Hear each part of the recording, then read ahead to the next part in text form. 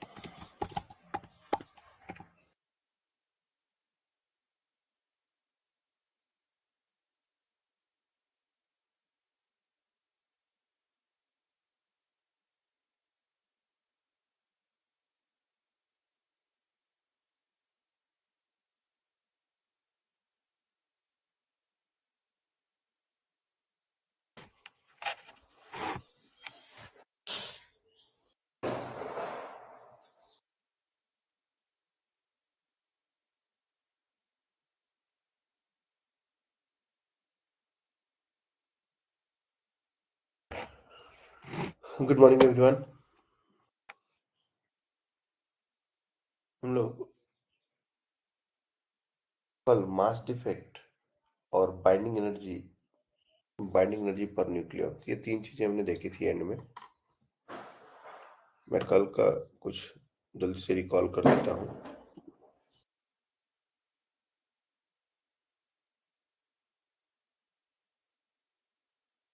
Starting में बहुत सारी चीजें इंफॉर्मेटरी थी। Notations, atomic mass unit,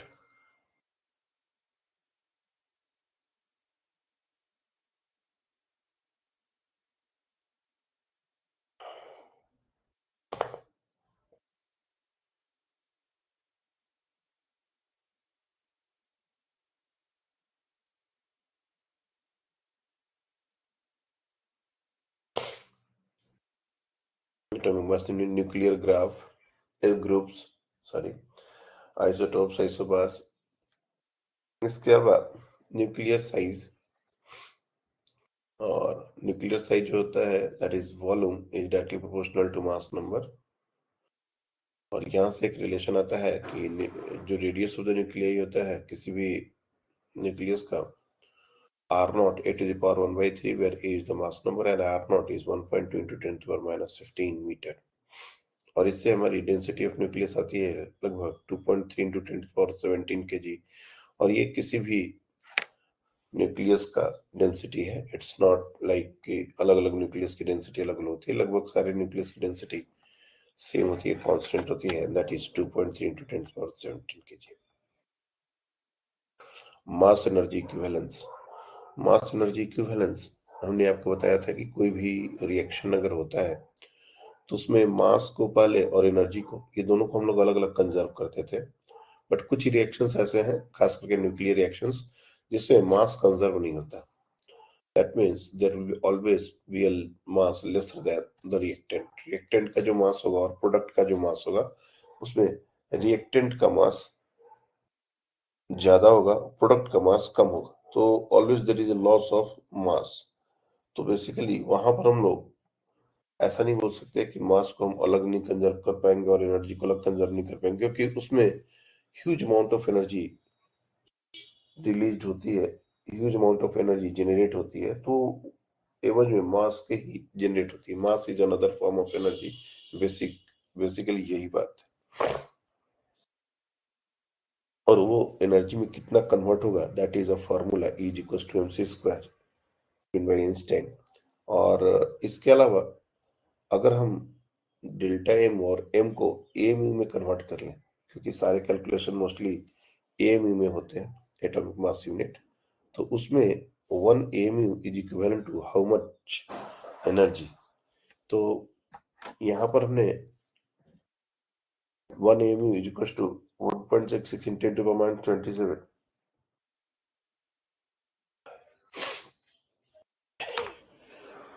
excuse me.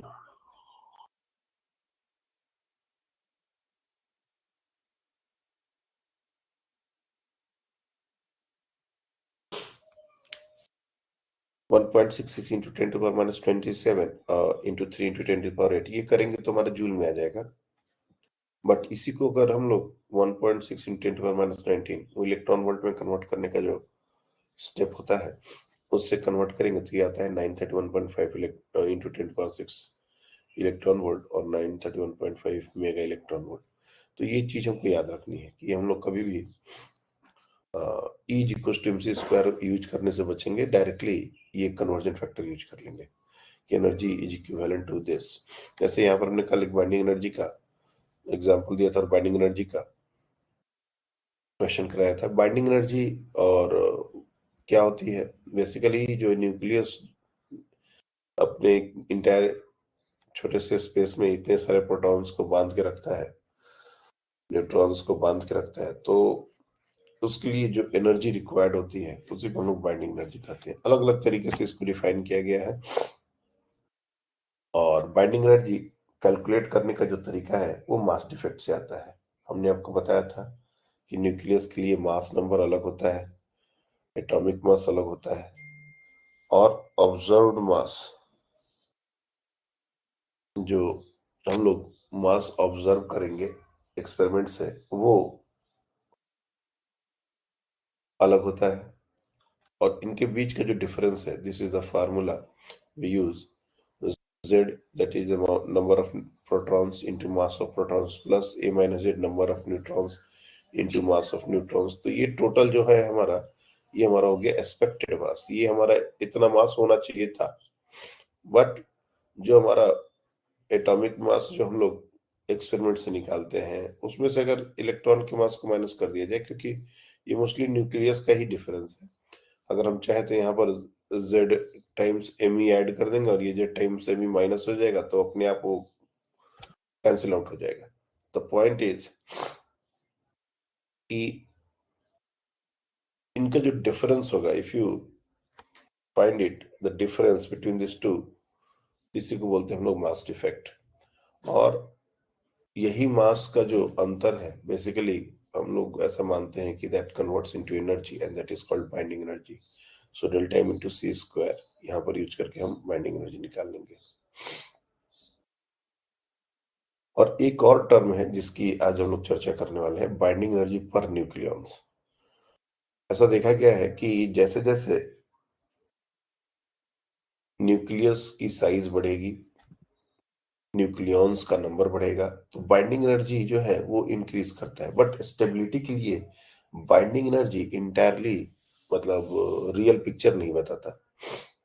Nucleus की स्टेबिलिटी वैसे तो बहुत सारे फैक्टर्स पर डिपेंड करती है।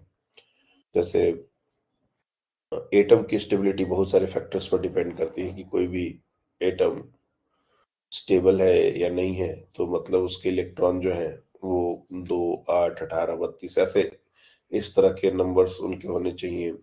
अनपेयर्ड होना चाहिए, तो अनपेयर्ड है तो ज़्यादा मतलब कम स्टेबल होगा, पेयर्ड हो गया तो स्टेबल होगा। ऐसे बहुत सारे छोटे-छोटे फैक्टर्स होते हैं। वैसे ही न्यूक्लियस की स्टेबिलिटी के भी बहुत सारे फैक्टर्स हैं। बट हम लोग को जो 2 फैक्टर्स जिसको ज़्यादा प्रोमिनेंट तरीके से पढ़ना है, वो एक है बाइंडिंग एनर्जी पर न्यूक्लियॉन्स एंड N/P रेशियो। तो बाइंडिंग एनर्जी पर न्यूक्लियॉन्स क्या होता है? जैसे हमने कल एक क्वेश्चन भी दिया था कि इस तरह से हम लोग बाइंडिंग एनर्जी निकालते हैं। इसके कैलकुलेशन थोड़े लेंदी होते हैं और इसमें अप्रोक्सीमेशन आप यूज़ करने से बचेंगे, क्योंकि जितना तुम अप्रोक्सीमेट करोगे आंसर उतने में ही आता है। तो 1.00783 और 1.00876, तो इसमें बहुत कम डिफरेंस है। अगर अप्रोक्सीमेशन के चक्कर में पड़ोगे तो ये आंसर भी हमारा एब्सर्ड आ जाएगा। इसलिए हम लोग कोशिश करें कि जो एक्चुअल कैलकुलेशंस हैं, जितना डेटा दिया हुआ है उसके साथ करें। ये मल्टीप्लिकेशन थोड़ा लेंदी जाता है, but this is how it is कि ये बाइंडिंग एनर्जी क्वेश्चन ऐसे ही होते हैं। और यही बाइंडिंग एनर्जी अगर हमने निकाल लिया, सपोज ये बाइंडिंग एनर्जी हमने निकाल ली, तो ये आयरन की बाइंडिंग एनर्जी है और इसमें total number of nucleons that is mass number 56, इससे डिवाइड कर दिया तो ये होता है बाइंडिंग एनर्जी पर न्यूक्लियॉन्स। और ऐसा ही एक ग्राफ हमने बाइंडिंग एनर्जी पर न्यूक्लियॉन्स वर्सेस मास नंबर का ड्रॉ किया। ग्राफ बिटवीन बाइंडिंग एनर्जी पर न्यूक्लियॉन्स वर्सेस मास नंबर।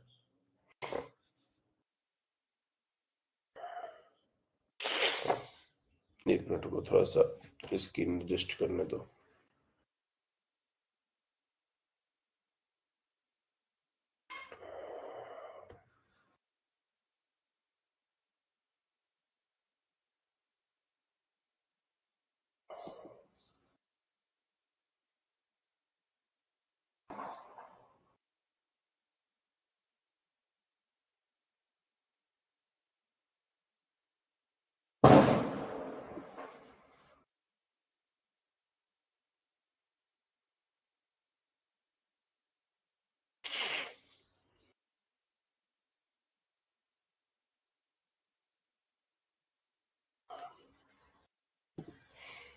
हाँ,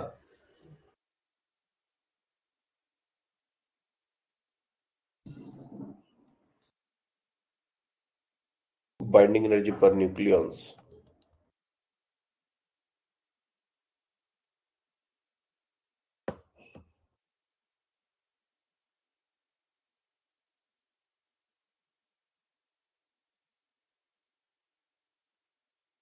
वर्सेस मास नंबर ग्राफ।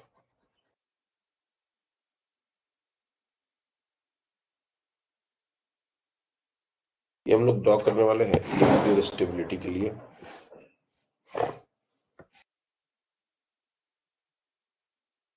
और न्यूक्लियर स्टेबिलिटी,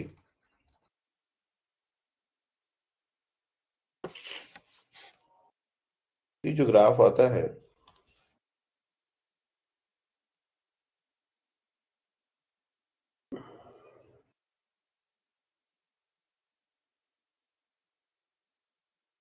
इसको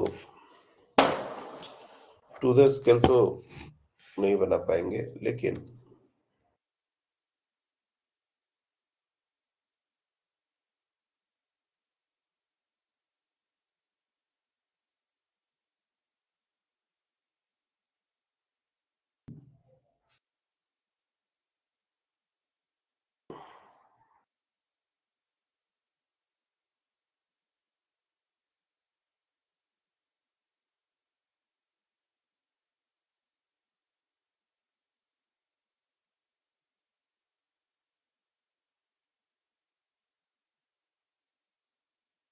इस तरह का ये ग्राफ का नेचर होता है।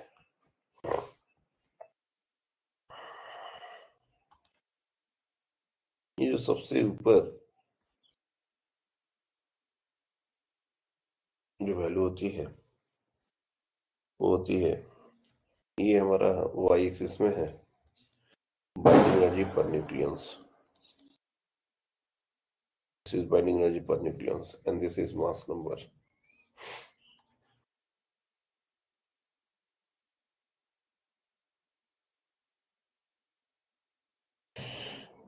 सबसे ऊपर आपका ये आयरन होता है Fe, और इसका बाइंडिंग एनर्जी पर न्यूक्लियॉन्स ये होता है 8.75 मेगा इलेक्ट्रॉन वोल्ट। इसीलिए वो पिछला वाला जो क्वेश्चन हमने दिया था वो आयरन का ही दिया था। इन जनरल आयरन का जो बाइंडिंग एनर्जी पर न्यूक्लियॉन्स है वो सबसे ज्यादा होता है, और ये हमारा हाइड्रोजन से स्टार्ट होता है। Let's say this is hydrogen. ये आयरन जो है ये 56 है।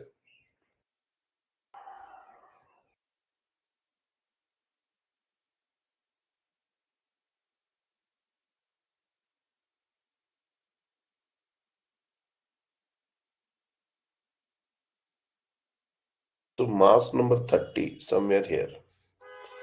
ये ग्राफ हमने बहुत टू द स्केल तो नहीं बनाया है। ये 30 A is equals to 30 से A is equals to 170।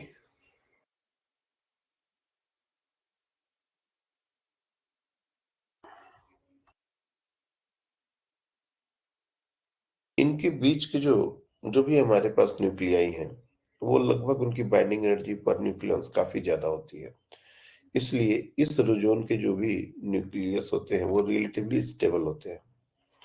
Higher the binding energy पर nucleus higher the stability. Simple बात है। अगर जिस न्यूक्लियस की बाइंडिंग एनर्जी पर न्यूक्लियस ज्यादा है तो वो ज्यादा स्टेबल है, और जिनकी कम है तो वो कम स्टेबल है। और अपनी स्टेबिलिटी को बढ़ाने के लिए वो इस जोन में आना चाहेंगे। जैसे as equal to 30 to as equal to 170, ये जो जोन है इस जोन में हमारे इधर के जो न्यूक्लियाई हैं लाइटर न्यूक्लियाई, और इधर के जो न्यूक्लियाई हैं दैट इज 170 के बाद ये हैवी न्यूक्लियाई, ये somehow want to come to this region. अलग अलग तरीके से हम लोग देखेंगे कि क्या क्या इनके पास ऑप्शन है इसमें आने के। इसके पहले के जो न्यूक्लियाई हैं वो भी रिलेटिवली उनकी बाइंडिंग एनर्जी बहुत कम है, तो वो कम स्टेबल है, और इसके बाद के भी वो कम स्टेबल है। तो हम लोग ऐसा बोल सकते हैं nuclei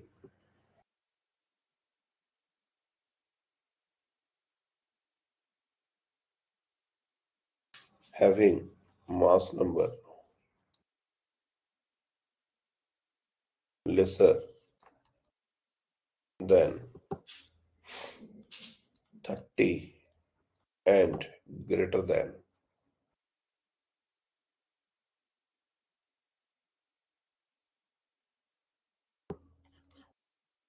greater than 170 are having relatively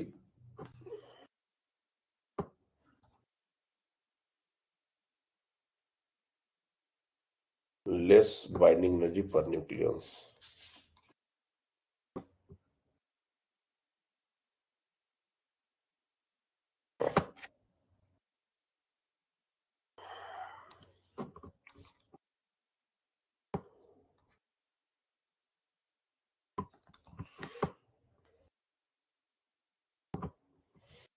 So they are less stable.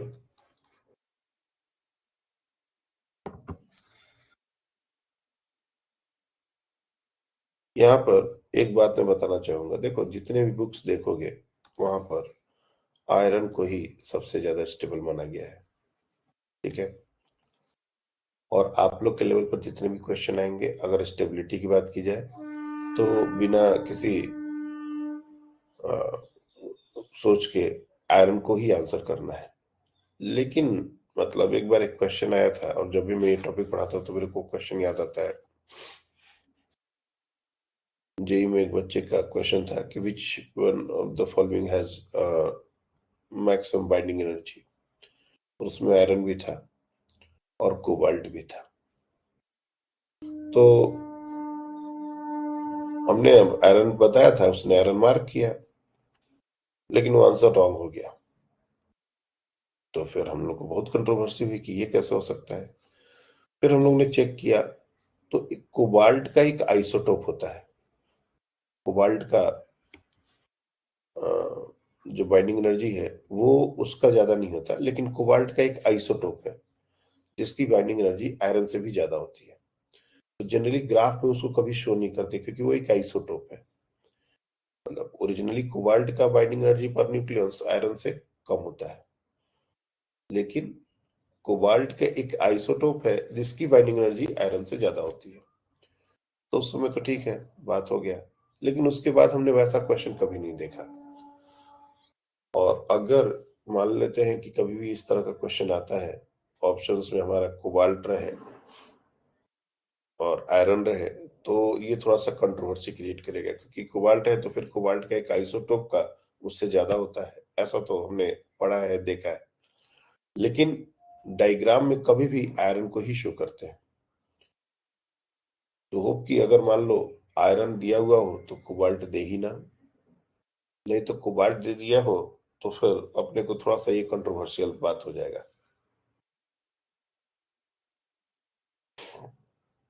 आई बात समझ में? आयरन के जस्ट बगल में ही होता है कोबाल्ट, और उसकी बाइंडिंग एनर्जी पर न्यूक्लियस आयरन के बिल्कुल पास होती है, थोड़ी कम ही होती है। लेकिन उसका एक आइसोटोप होता है जिसका बाइंडिंग एनर्जी आयरन से ज्यादा होता है।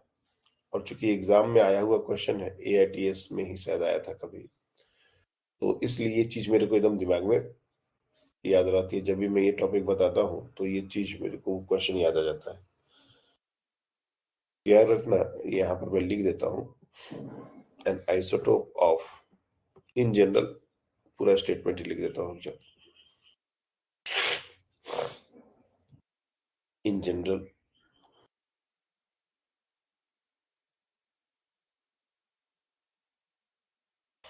binding energy per nucleons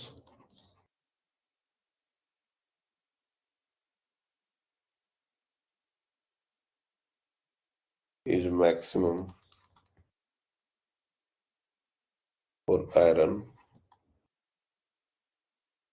but an isotope of cobalt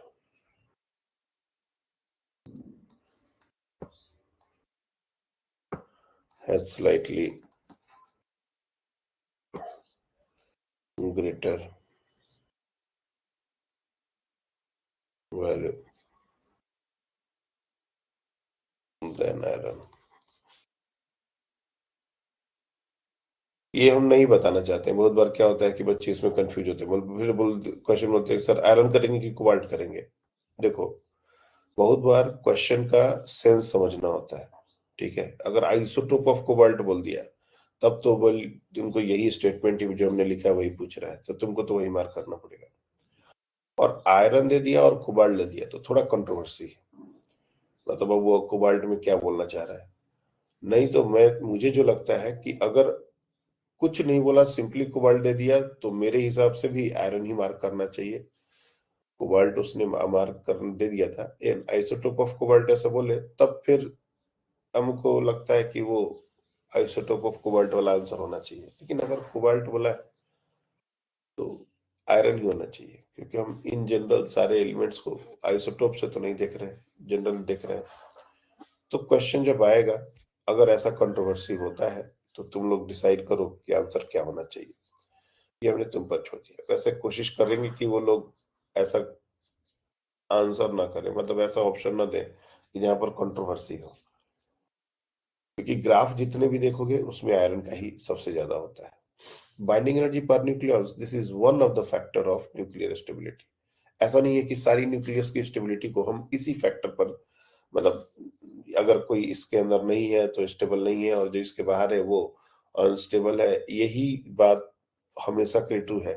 जैसे मैंने कहा ना कि एटम की स्टेबिलिटी के भी बहुत सारे, अब जैसे आप लोग देखो, हम लोग बोलते हैं कि अनपेयर्ड इलेक्ट्रॉन्स अगर है तो वो अनस्टेबल होते हैं। लेकिन अगर मान लो डी ऑर्बिटल है और डी के सारे ऑर्बिटल में, या जैसे हाँ, एक-एक अनपेयर्ड इलेक्ट्रॉन्स आ गए, तो हाफ ऑक्टेट, एक होता है ऑक्टेट पूरा हो गया, एक होता है हाफ ऑक्टेट पूरा हो गया, तो वो रिलेटिवली ज़्यादा स्टेबल हो जाता है। तो इस तरीके के और भी छोटे-छोटे फैक्टर्स हैं, बहुत सारे फैक्टर्स हैं न्यूक्लियस में। लेकिन एक ये प्रोमिनेंट फैक्टर है, बाइंडिंग एनर्जी पर न्यूक्लियॉन्स ज़्यादा होना चाहिए अगर न्यूक्लियस की स्टेबिलिटी की बात की जाए तो। तो ये जो हेवी एलिमेंट्स हैं, जो इस ज़ोन में लाई करते हैं, थोड़ा एक बार ध्यान से समझ लो कि ये जो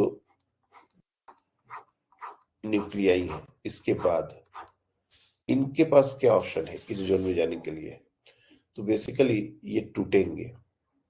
जैसे ये जो न्यूक्लियाई है ना, they are going to break, टूट के लाइटर न्यूक्लियाई में कन्वर्ट होंगे, और इसको बोलते हैं हम लोग न्यूक्लियर फिशन। न्यूक्लियर फिशन, ये लास्ट में हम लोग न्यूक्लियर फिशन रिएक्शन पढ़ेंगे। बेसिकली क्या होता है, यूरेनियम 235 के बारे में जानते होंगे, सॉरी, हाँ, यूरेनियम 235। तो उसमें क्या होता है कि वो एक रेडियो एक्टिव न्यूक्लियाई होता है, और वो टूटता है बेरियम और क्रिप्टन में, और इस तरीके से बेरियम और क्रिप्टन रिलेटिवली स्टेबल होते हैं यूरेनियम से, तो वो इस जोन में आ जाते हैं। पहले यूरेनियम 235 बेसिकली इस जोन का एक एलिमेंट है। ऐसा नहीं है कि सारे जो एलिमेंट हैं वो इतने ही अनस्टेबल होते हैं। यूरेनियम में भी दो वैरायटी होती है, एक होती है 235 और एक होती है 238, बेसिकली आइसोटोप। तो 238 जो है वो हमारा रेडियो एक्टिव नहीं होता है, वो रिलेटिवली स्टेबल होता है। अब सोचने की बात ये है कि सर 238 में वो स्टेबल कैसे है, 235 में ये अनस्टेबल इतना क्यों है? देखो, मैं बार बार ये बात कहता हूँ कि स्टेबिलिटी की बात सिर्फ एक बात पर तो डिपेंड नहीं करती है। ये एक क्राइटेरिया हो सकता है, लेकिन यही इंटायर क्राइटेरिया है ऐसा नहीं होता है। इसलिए अभी हम लोग N/P रेशियो भी देखेंगे, तो उसमें भी हमारा जो स्टेबिलिटी कर्व है वो एक रीजन में है। उसमें जो न्यूक्लियस लाई नहीं करते वो हमारे अनस्टेबल है। तो अनस्टेबिलिटी के बहुत सारे फैक्टर हैं, और अगर कोई न्यूक्लियर फिजिक्स आगे के लेवल में पढ़ता है तो बहुत सारे फैक्टर्स हैं। उसमें भी नंबर्स होते हैं, कितने न्यूक्लियस हुए, इवन नंबर हुआ तो ज्यादा स्टेबल है, अगर ऑड नंबर हुआ तो थोड़ा कम स्टेबल है, ऐसा करके। खैर, ये जो रीजन है ये वाला 30 से पहले, इनका ऑलरेडी ये बहुत लाइट न्यूक्लियाई होते हैं, और ये भी अपना बाइंडिंग एनर्जी पर न्यूक्लियॉन्स इंक्रीज करने के लिए इस जोन में आना चाहते हैं। तो ये जो रिएक्शन शो करेंगे इनको बोलते हैं फ्यूजन रिएक्शन, न्यूक्लियर फ्यूजन।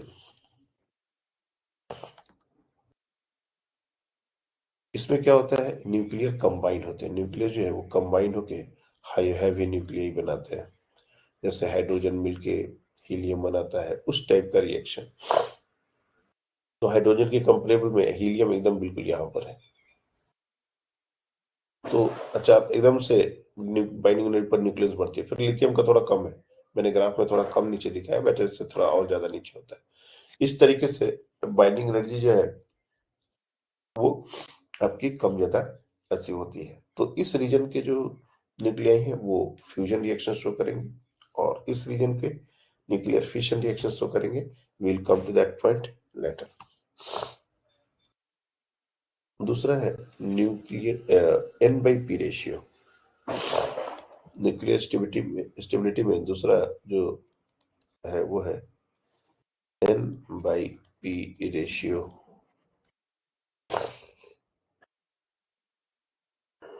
ये भी न्यूक्लियर स्टेबिलिटी के बारे में ही बात की जा रही है।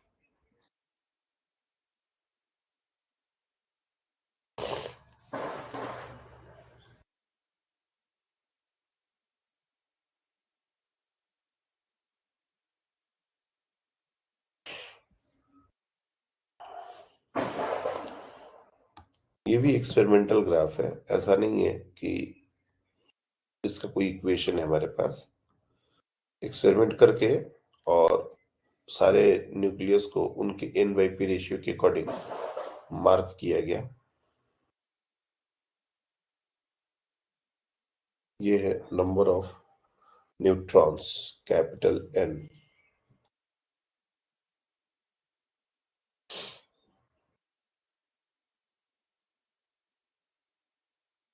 ये है पी, नंबर ऑफ प्रोटॉन्स।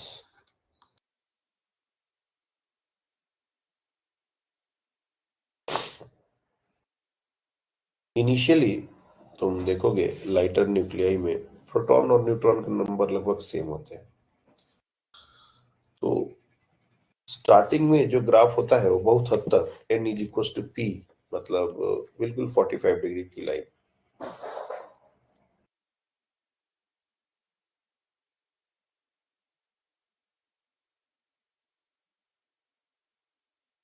ये जो है 45 डिग्री, इस लाइन पर ही स्टार्टिंग का, जिसको N is equal to P बोल सकते हैं, N is equal to P line है। लेकिन धीरे धीरे जो स्टेबिलिटी कर्व है वो शिफ्ट होता है, and the stability curve shift something like this.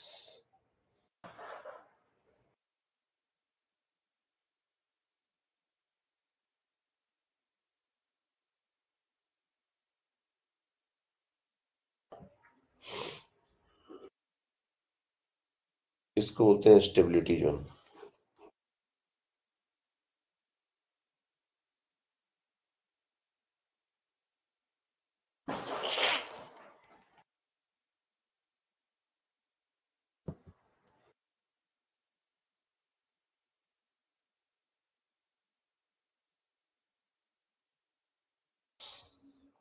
और इस रेंज में जो एन बाई पी का रेशियो है वो नियरली 1.6 होता है। N by P is nearly 1.6 higher nuclei में।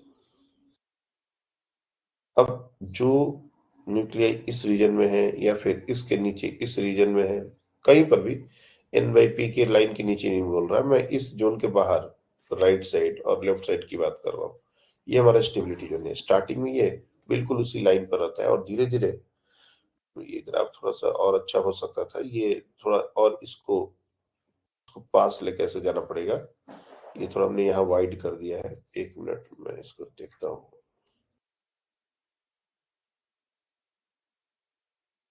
जो ग्राफ होगा ना स्टार्टिंग में बिल्कुल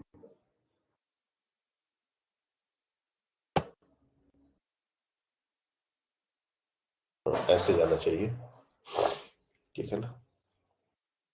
स्टार्टिंग में बिल्कुल एन बाई पी लाइन्स के साथ ही साथ चलते हैं, उसके बाद धीरे धीरे स्टेबिलिटी कर्व शिफ्ट होता है। अब ये भी टोटली एक्सपेरिमेंटल ग्राफ है, और जो न्यूक्लियाई इस रेंज में लाई करेंगे वो हमारे रिलेटिवली ज्यादा स्टेबल होंगे। अब इसमें जो नहीं लाई करने वाले हैं जैसे इस रीजन में, तो इसमें नंबर ऑफ न्यूट्रॉन्स ज्यादा है। मतलब इस जोन में आने के लिए उनको अपने न्यूट्रॉन्स का नंबर कम करना पड़ेगा, और इसमें इस रीजन में जो है उनके नंबर ऑफ प्रोटॉन्स ज्यादा है, तो उनको अपना नंबर ऑफ प्रोटॉन्स कम करना पड़ेगा। तो इसके लिए अलग अलग न्यूक्लियर रिएक्शंस होते हैं। जैसे अ,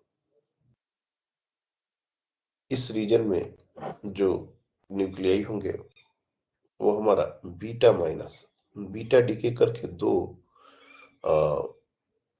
बीटा माइनस डीके, और ये हमारा हो जाएंगे बीटा प्लस डीके।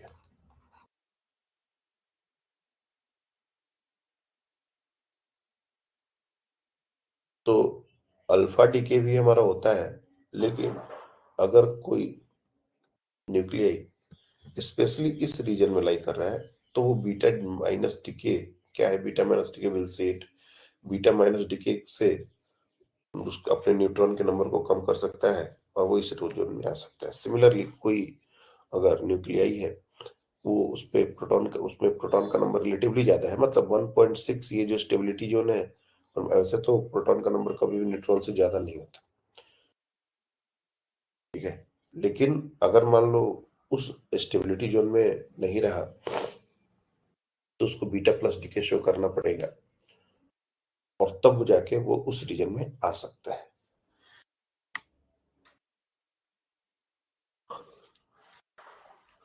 सो न्यूक्लियाई, मैं यहाँ पर स्टेटमेंट लिख देता हूँ।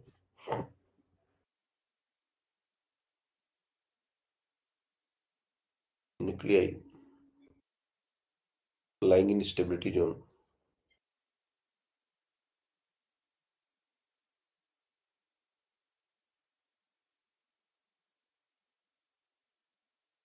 are relatively more stable.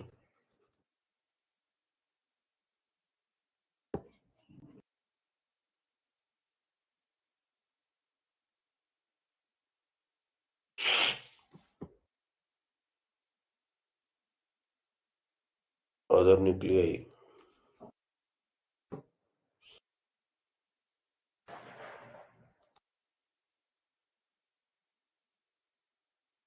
shows beta plus and beta minus decay to come to this region.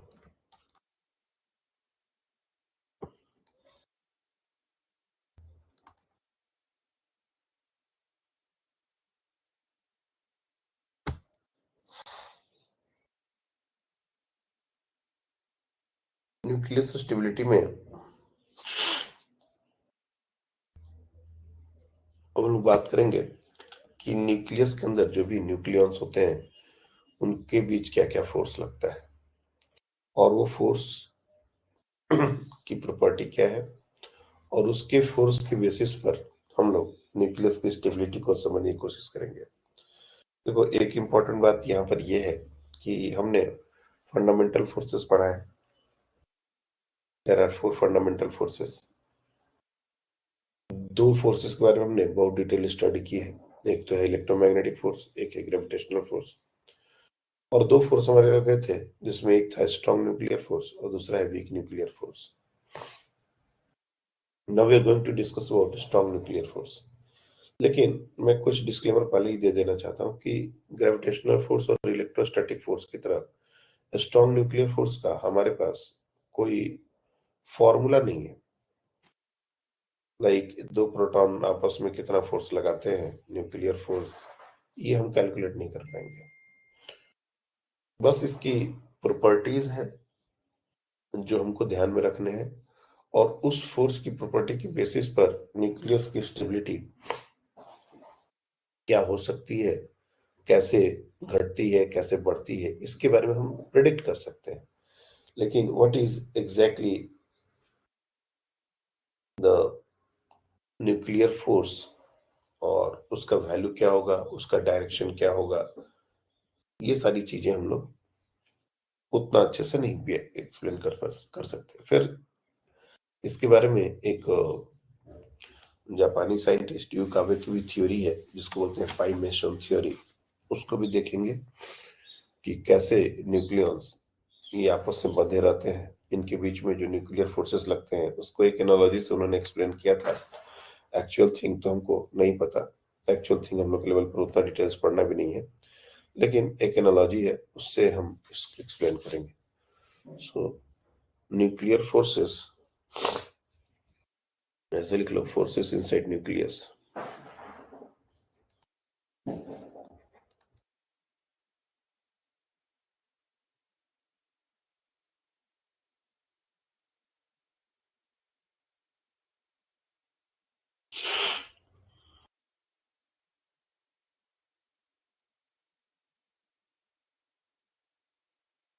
तीन फोर्सेस की मान लिया हम लोग बात करने वाले हैं। पहला है ग्रेविटेशनल फोर्स जो कि काफी वीक है, ये लगता है।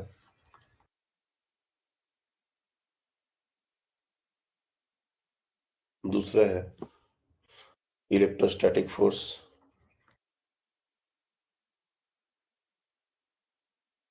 इसके बारे में हम लोग पढ़ चुके हैं। Like forces, like charges repel, like charges attract and all, long range force है।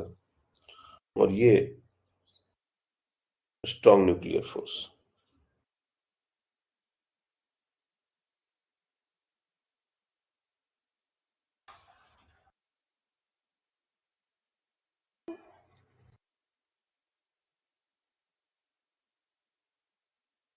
क्या है ये? एक बार के लिए तो हम लोग इसको ऐसे डिफाइन कर सकते हैं, this is the attractive force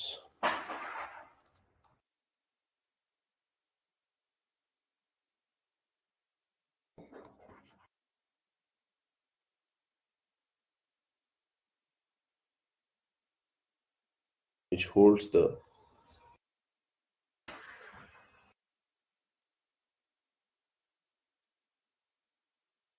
nucleons.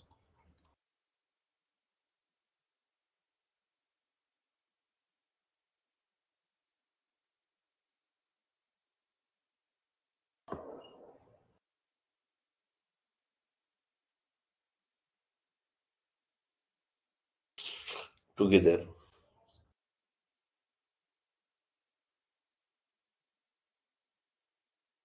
inside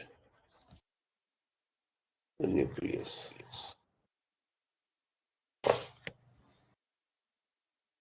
ये दो फोर्सेस हमने ऑलरेडी डिस्कस किए हुए हैं, इनके बारे में ज्यादा बात हम लोग नहीं करते।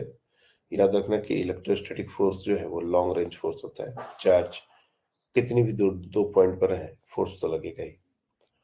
और न्यूक्लियस के अंदर जो भी जो चार्ज है वो पॉजिटिव है, तो ये जो इसका नेचर जो होगा वो हमेशा रिपल्सिव ही होगा।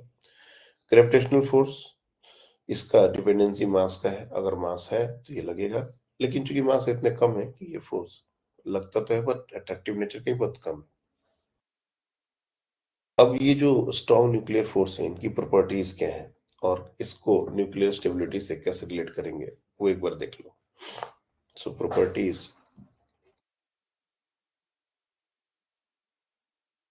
Of strong nuclear force.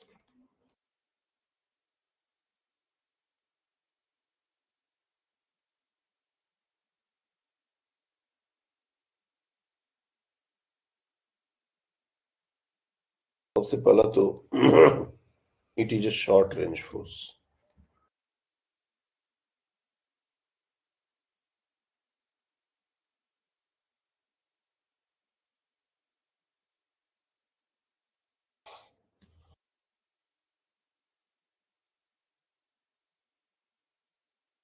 3 to 4 Fermi, मतलब 10⁻⁻15, यानी कि दो न्यूक्लियॉन्स के बीच का डिफरेंस सेपरेशन अगर 3 से 4, 3 to 4 × 10⁻⁻15 मीटर के ऑर्डर कर रहा, इसके आसपास, तो ये लगेंगे। इससे ज्यादा हो गया तो ये जो है वो नहीं लगेंगे। इसको बोलते हैं शॉर्ट रेंज फोर्स। जैसे जो छोटा न्यूक्लियाई होता है, उसमें क्योंकि न्यूक्लियर साइज ही इतना छोटा है, तो इनके बीच का सेपरेशन भी बहुत कम हो जाएगा, तो ये काफी एक्टिवली लगता है। लेकिन जैसे जैसे हमारा मास नंबर बढ़ेगा, वॉल्यूम बढ़ेगा, तो मास नंबर बढ़ेगा तो न्यूक्लियर साइज बढ़ेगा, न्यूक्लियर साइज बढ़ेगा तो दो न्यूक्लियंस के बीच का सेपरेशन बढ़ेगा, और फिर ये धीरे धीरे फोर्स जो है वो वीक हो जाता है। इलेक्ट्रोस्टैटिक फोर्स हमारा, इसके लिए डिस्टेंस का कोई इम्पोर्टेंस नहीं है। ये लॉन्ग रेंज फोर्स है, चाहे डिस्टेंस बढ़े या घटे, थोड़ा वीक हो सकता है, थोड़ा कम लगेगा, बट ये लगेगा ही। ऐसा नहीं है कि ये लगना बंद हो जाएगा एंड ऑल। तो ये रिपल्सन ऑलरेडी है, और अगर अट्रैक्शन कम हो गया तो न्यूक्लियस की स्टेबिलिटी पर जो है वो बात आ जाती है। नेक्स्ट पॉइंट है कि चार्ज इंडिपेंडेंट होता है।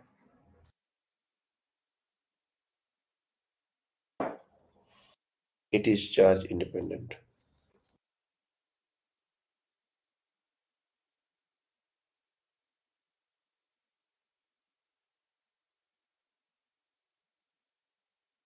Charge independent.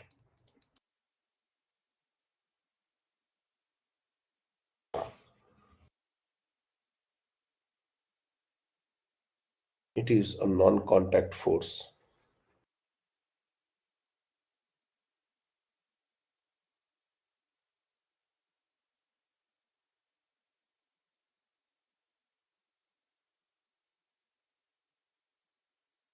चार्ज इंडिपेंडेंट का मतलब होता है कि ये प्रोटॉन प्रोटॉन के बीच भी लगेगा, प्रोटॉन न्यूट्रॉन के बीच भी लगेगा, और न्यूट्रॉन प्रोटॉन के बीच भी लगेगा। ऐसा नहीं है जैसे इलेक्ट्रोस्टैटिक फोर्स के लिए ये सिर्फ और सिर्फ प्रोटॉन्स के बीच लगते हैं। प्रोटॉन और न्यूट्रॉन के बीच में कोई भी इलेक्ट्रोस्टैटिक रिपल्शन नहीं होगा। लेकिन न्यूक्लियर फोर्स जो है वो सबके साथ अट्रैक्टिव नेचर का लगता है।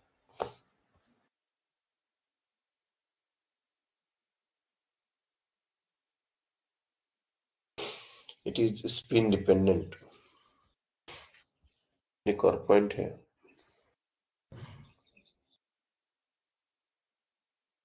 It is spin dependent.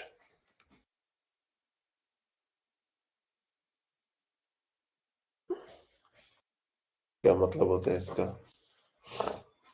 It is stronger between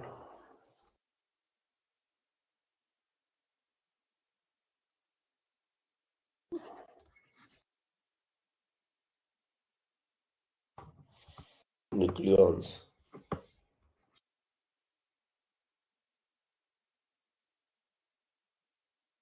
having same sense of spin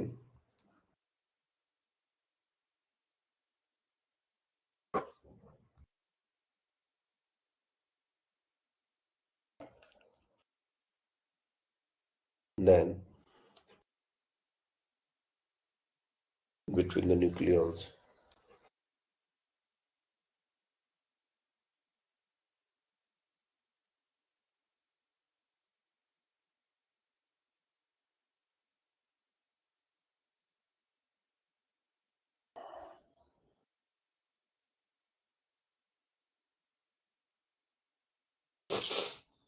Having opposite sense of spin.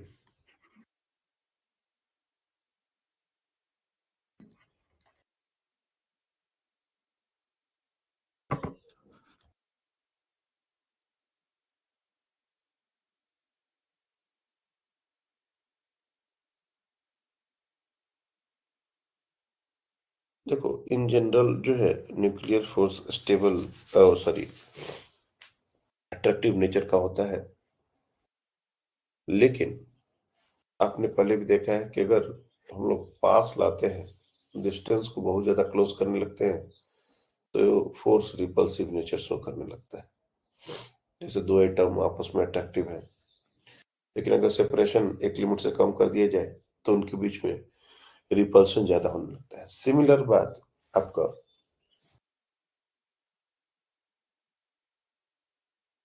Nuclear forces के साथ भी है कि in general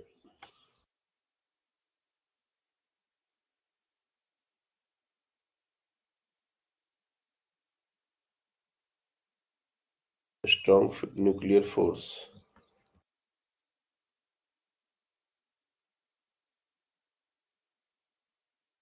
is attractive in nature.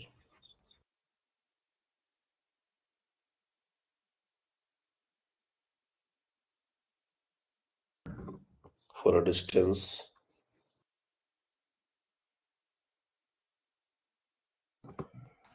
of 0.8 Fermi, मतलब 0.8 इंटू 10⁻⁻15, इतना सेपरेशन तक ये फोर्स जो है वो अट्रैक्टिव नेचर शो करेगा। It become repulsive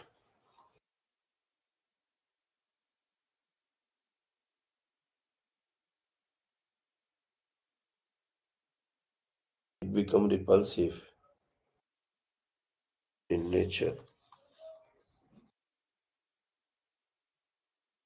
if distance is lesser than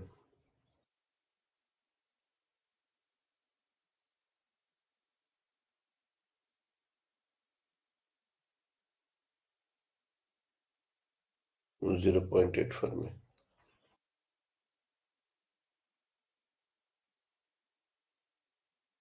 0.8 Fermi से अगर डिस्टेंस कम होगा तो ये रिपल्सन भी शो करेंगे।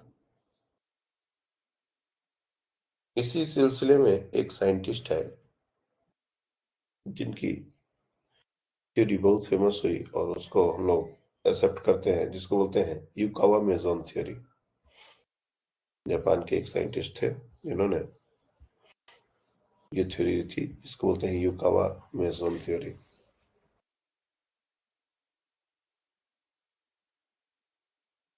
न्यूक्लियर फोर्सेस के लिए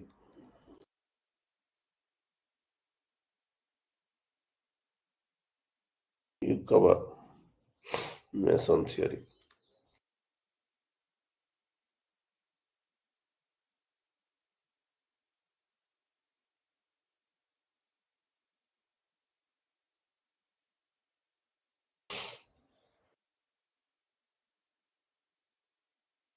इनका जो कॉन्सेप्ट था एक मेसन थ्योरी का, वो ऐसा था कि जैसे एक हड्डी को दो डॉग्स के बीच में शेयर कर दिया जाए, तो दोनों जो डॉग्स हैं वो आपस में जुड़े रहेंगे, एक दूसरे के साथ लगे रहेंगे। कभी वो जो बोन है वो एक डॉग के पास जाएगी, फिर दूसरा उसको झपट के कभी दूसरे डॉग के पास जाएगा, और इस तरह से ये दोनों जो डॉग हैं वो एक दूसरे के साथ कंबाइंड रहेंगे। तो दिस इज एन एनालॉजी। उसी तरह से पाई मेशॉन जो होते हैं वो प्रोटॉन और न्यूट्रॉन में एक तरीके से बाइंडिंग का काम करते हैं। बाइंडिंग इन द सेंस कि फोर्स, बंधे हुए एक दूसरे के साथ, दूसरे के ऊपर फोर्स एक्सर्ट कर रहे हैं, कुछ वैसा मान के चलो। यहाँ पर जो पाई मेजॉन होते हैं वो एक तरीके से बोन्स है। डॉग का जो हमने एग्जांपल लिया उसमें वो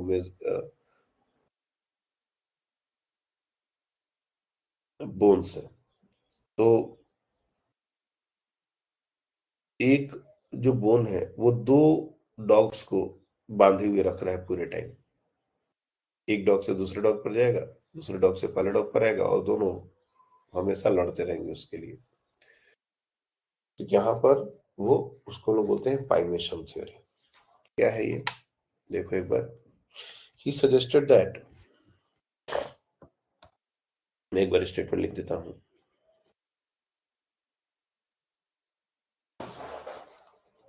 He suggested that nuclear forces are exchange forces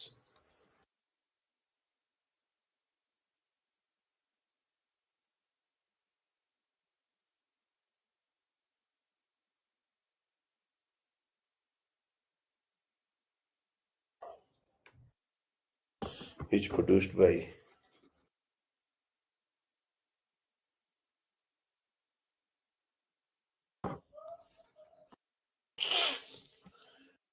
new particles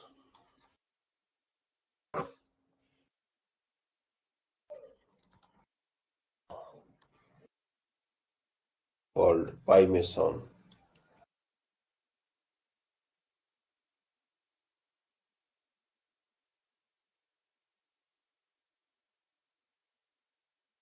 pi meson। Exchange forces का मतलब यही हो रहा है, एक दूसरे को ले रहे हैं, दे रहे हैं, और उसी के साथ बंधे हुए हैं। There are three types of pi mesons.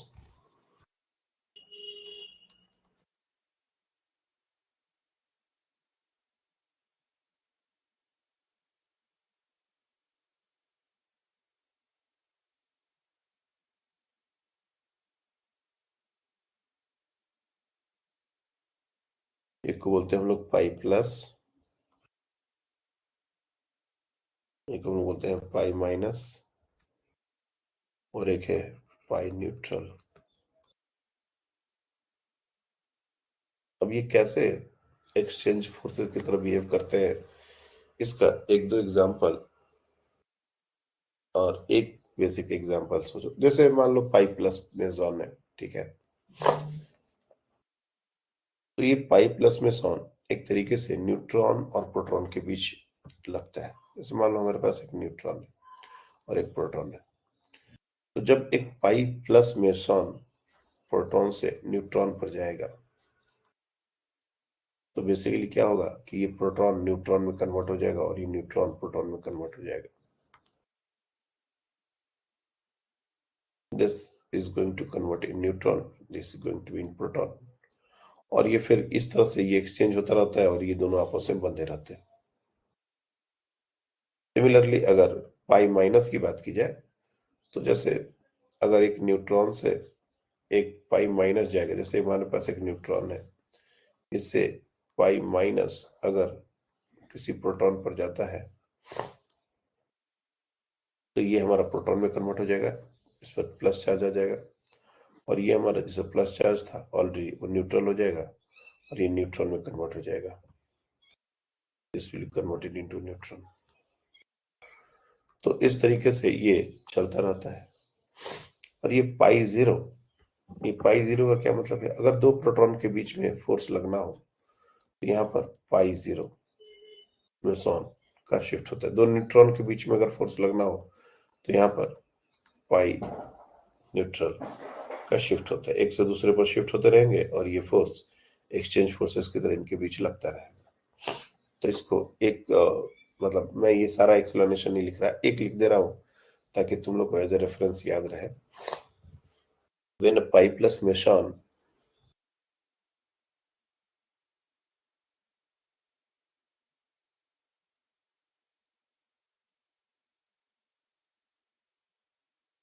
jumps from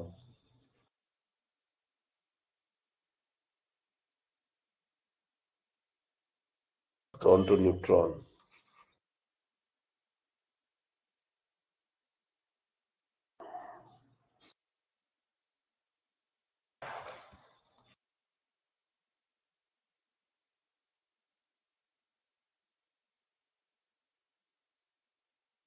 it converted into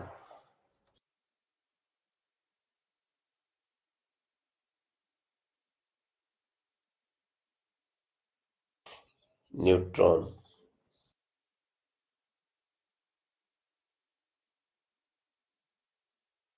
and neutron converted into proton.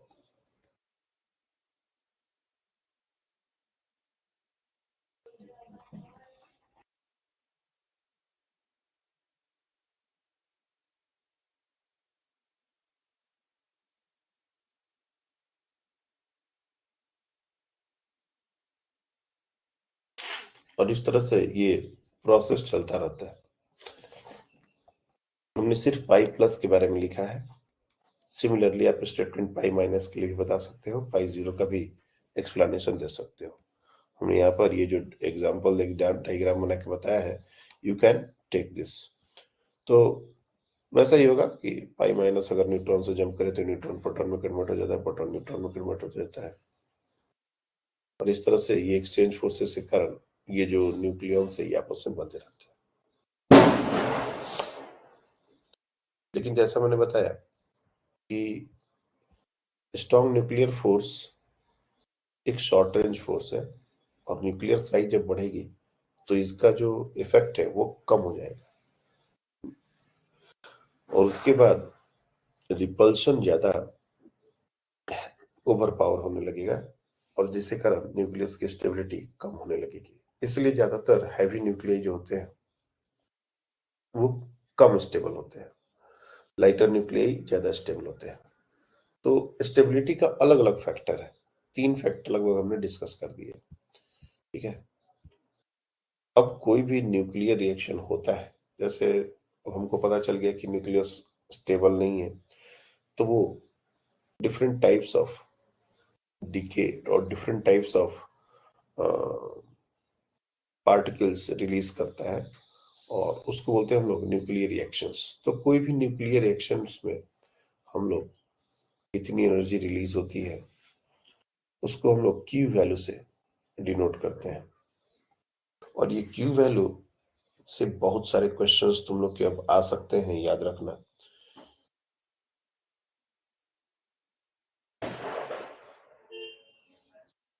Q value किसी भी रिएक्शन का क्या होता है ये अपने को पता होना चाहिए और हम लोग को क्यू वैल्यू निकालने भी आना चाहिए, क्योंकि डायरेक्ट फॉर्मूला भी पूछा जा सकता है और इस पर न्यूमेरिकल भी दिया जा सकता है। And this is very very important part, खास करके जब रेडियो एक्टिविटी को हटा दिया गया तो मुझे लगता है कि यही सबसे इंपॉर्टेंट पार्ट बन जाएगा, nuclear reaction and it's Q value.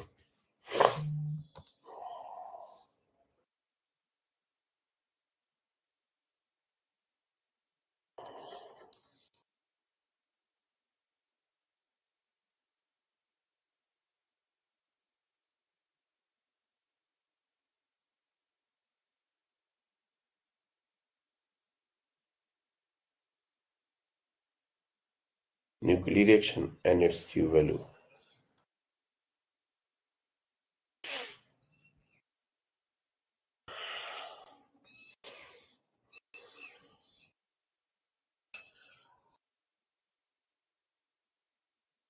कोई भी अगर न्यूक्लियाई ए, हम लोग ए प्लस बी भी ले सकते हैं, कोई बात नहीं है, लेकिन ज्यादातर हमारे न्यूक्लियस इसी तरह टूटते हैं।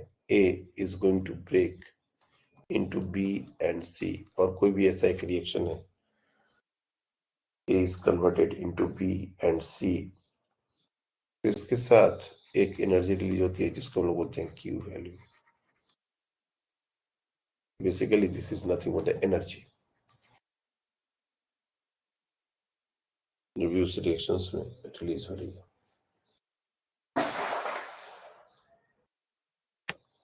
और कुछ नोटेशंस हैं इस चीज को प्रूफ करने के, उसको हम लोग यूज करने वाले हैं। जैसे capital M A,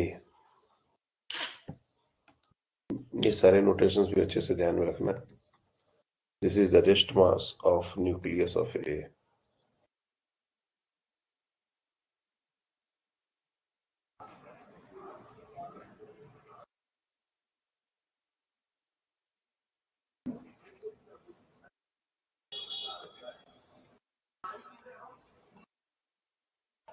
Rest mass of nucleus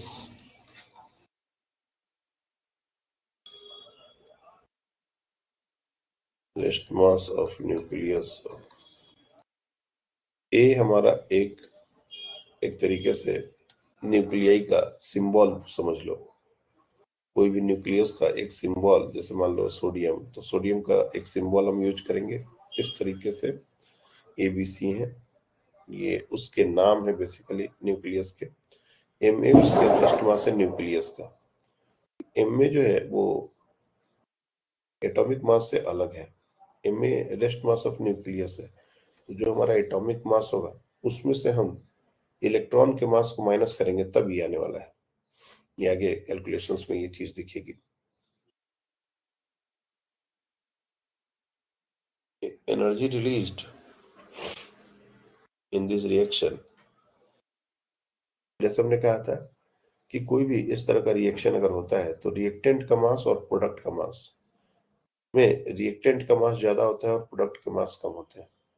तो यहाँ पर जो मास का लॉस होता है बेसिकली उसी के कोरस्पॉन्डिंग एनर्जी रिलीज होती है। हर बार रिएक्टेंट का मास आपका ज्यादा होगा और प्रोडक्ट का मास कम होगा, और इसमें जो स्लाइट डिफरेंस होता है that mass is converted into energy, जिसको हम लोग बोलते हैं Q value. So energy released in this reaction, अगर हम लोग इसको लिखें,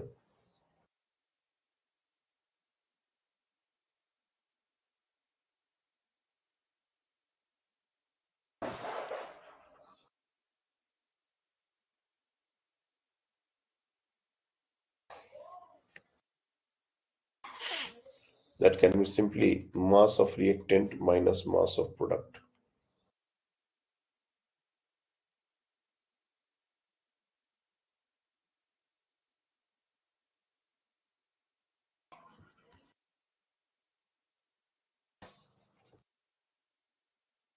Into C square.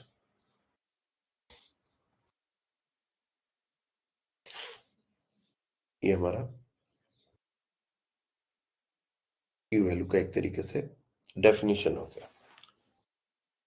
Mass of reactant हमारा सिर्फ ए है। अगर इसमें हम वैल्यूज पुट कर दें तो we can simply write that is equal to M A minus M B minus M C into C square.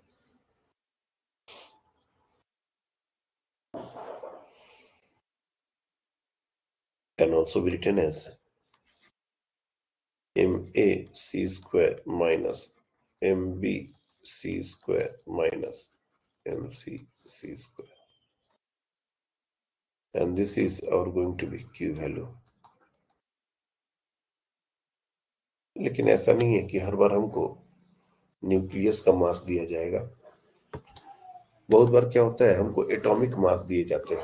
Atomic mass और न्यूक्लियस के मास में फर्क है। मैंने पहले भी कहा, इसमें से इलेक्ट्रॉन के मास को माइनस करना होगा। दूसरा जो फॉर्मूला है वो है बाइंडिंग एनर्जी, ये Q value in terms of binding energy, and this is very very important. इसको थोड़ा ध्यान से देखना. इसी में एक important point की तरह मैं लिख देता हूँ.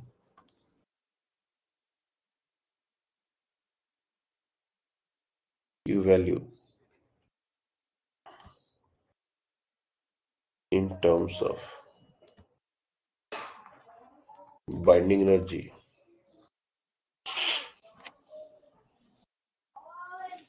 बाइंडिंग एनर्जी का मतलब क्या हुआ कि जैसे ए की बाइंडिंग एनर्जी होगी कुछ, बी की बाइंडिंग एनर्जी होगी और सी की बाइंडिंग एनर्जी होगी. अगर इन तीनों की बाइंडिंग एनर्जी दे दी जाए तो अगर ये रिएक्शन अगर दिया गया हमको तो उसका Q value in terms of binding energy क्या होगा, इसको हम चाहें तो प्रूव भी कर सकते हैं. हमारे पास ऑलरेडी क्यू वैल्यू का एक एक्सप्रेशन है और इसको हम लोग बाइंडिंग एनर्जी का जो डेफिनेशन है उससे निकाल सकते हैं. पहले हम देखते हैं ये इसका पूरा डेरिवेशन ही है, वो देख लो. इसके लिए भी सिंबल यूज करने पड़ेंगे. सिंबल को थोड़ा ध्यान से समझना है क्योंकि बहुत सारे सिंबल होने वाले हैं. ई कैपिटल ए, ई ए, ये हमारा हो जाएगा बाइंडिंग एनर्जी ऑफ ए. ये जो न्यूक्लियस है उसकी बाइंडिंग एनर्जी है. Similarly E B binding energy of B. इसको पूरा लिख लेता हूं, बाइंडिंग एनर्जी.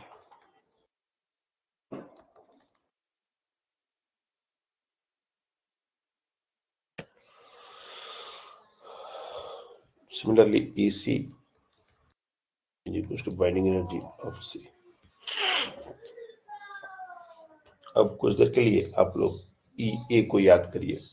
ई ए जो हमने कैलकुलेट किया था वो क्या था, तो इसको हमने जो भी एक्सपेक्टेड मास होना चाहिए और जो एक्चुअल मास है उसको माइनस करके निकाला था. यानी कि Z A into M P plus A A minus Z A. जहां भी सिंबल में थोड़ा भी कंफ्यूजन हो वहां पूछना कि सर ये कैसे हो रहा है. ये देखने में बहुत बड़े बड़े लगते हैं लेकिन ये ज्यादा परेशान आपको नहीं करेंगे.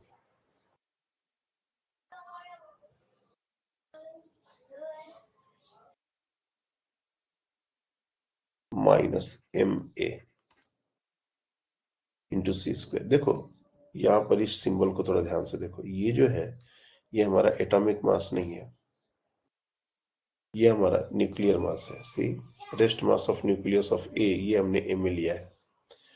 तो ये जब हमने एम में माइनस किया तो इसमें इलेक्ट्रॉन का मास माइनस करने का बात नहीं आएगा. अगर एटॉमिक मास दिया हुआ है तब न्यूक्लियर मास निकालने के लिए डेफिनेटली हम लोग वहां पर इलेक्ट्रॉन के मास को माइनस करेंगे. लेकिन यहाँ पर ऑलरेडी यही सिंबल हमने यूज किया है क्योंकि यही हमारा एक्चुअल रिलेशन में यूज होता है. इसलिए सिंपली यहाँ पर हमने एम ए माइनस किया. जब हमने पहले बाइंडिंग एनर्जी दिखाई थी तो वहां पर माइनस जेड ई करके भी एक टर्म था, तो वो चीज से कंफ्यूज नहीं होने के लिए मैंने ये एक्सप्लेनेशन दिया. ठीक है. और यहां से अगर आप M A into C square, क्योंकि यहाँ पर हमारा टर्म है M A into C square, इसका वैल्यू निकालो. एक बार थोड़ा सा साइड चेंज करो. ये जो M A into C square है इसको लेफ्ट साइड लेके आओगे तो यह आ जाएगा M A into C square is equal to minus E A plus Z A M P plus A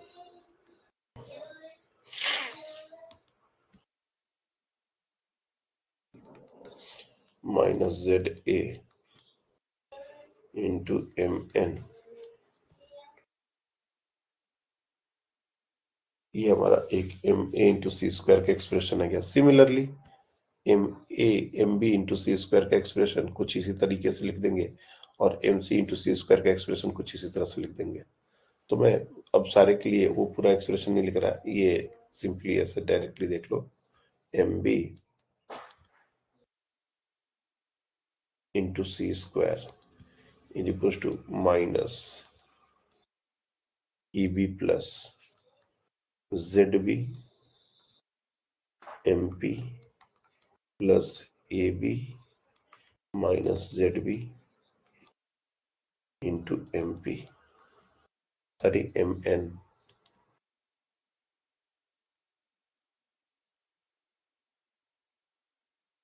And similarly, MC C square minus EC plus ZC MP plus AC minus ZC into MN. Wait, यहाँ पर सी square के term छूट गए हैं।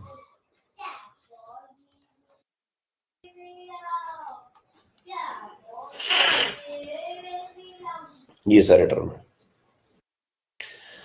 अब जो actual हमारा expression था M A minus M S into C square minus M B into C square minus M C into C square, अगर हम ये करेंगे तो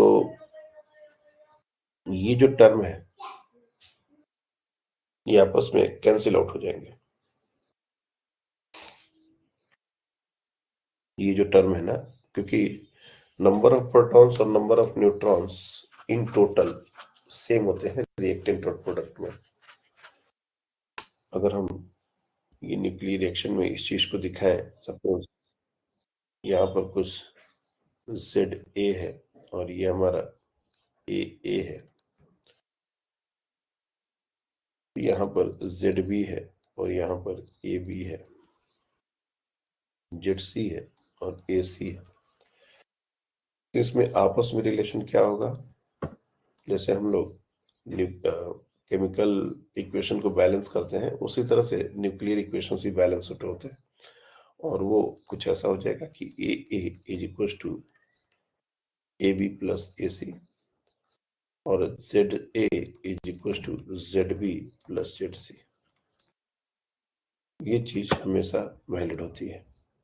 तो इस चीज को अगर तुम यहां पर यूज करोगे, suppose we want to find this value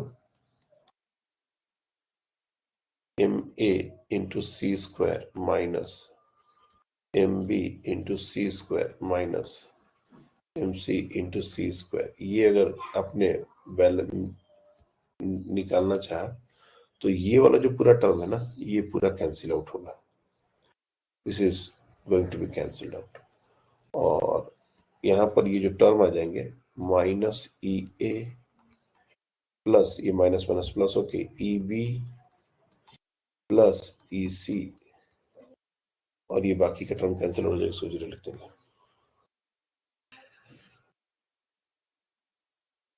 तो इतना सब बकबक करने का अगर तुमको कोई भी मतलब नहीं समझ आता हो तो सिर्फ एक बात याद रखना, थोड़ा सा डिफरेंस होता है in terms of mass defect के टर्म्स में, और मास के टर्म्स में बाइंडिंग एनर्जी क्यूब वैल्यू निकालना किसी भी रिएक्शन का, और बाइंडिंग एनर्जी के टर्म्स में निकालना। ये जो बाइंडिंग एनर्जी, ये जो है हमारा लेफ्ट हैंड साइड में क्या है, ये आ गया हमारा cube value, this is our cube value. और यहां पर देखोगे ये जो टर्म है ये हमारे है binding energy of product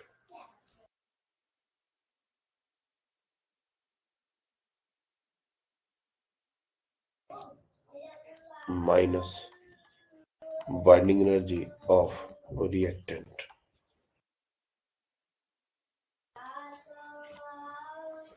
remember this, यहां पर उल्टा आया है, देखो, mass of reactant minus mass of product into c square. अगर मास के टर्म्स में डील करें तो यही होता है, mass of reactant minus mass of product into c square.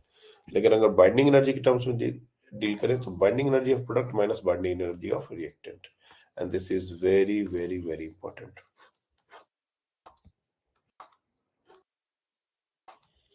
Direct पूछा जाएगा, एक न्यूक्लियर रिएक्शन देके उनकी binding energy 1 E2 E3 E4 ऐसे करके दिखा दी जाएगी और डायरेक्ट ये क्वेश्चन पूछा जाएगा। तो ये चीज हमको पता होनी चाहिए। अब डिफरेंट टाइप्स ऑफ डिके, जैसे हमने कहा था कि कोई भी न्यूक्लियस अगर अनस्टेबल हुआ तो वो अलग अलग तरह की डिके शो करता है और स्टेबिलिटी गेन करने की कोशिश करता है। तो कितने तरह के डीके होते हैं और हर डीके का क्यू वैल्यू हम इस रिलेशन को यूज करके निकाल सकते हैं। हमारे पास कोई भी न्यूक्लियर रिएक्शन का क्यू वैल्यू और एनर्जी कितनी निकल रही है वो निकालने का तरीका समझ में आ गया है। अब कितने तरह के न्यूक्लियर रिएक्शंस हो सकते हैं, कितने तरह के डीके होते हैं, that we are going to see. Different types of DK.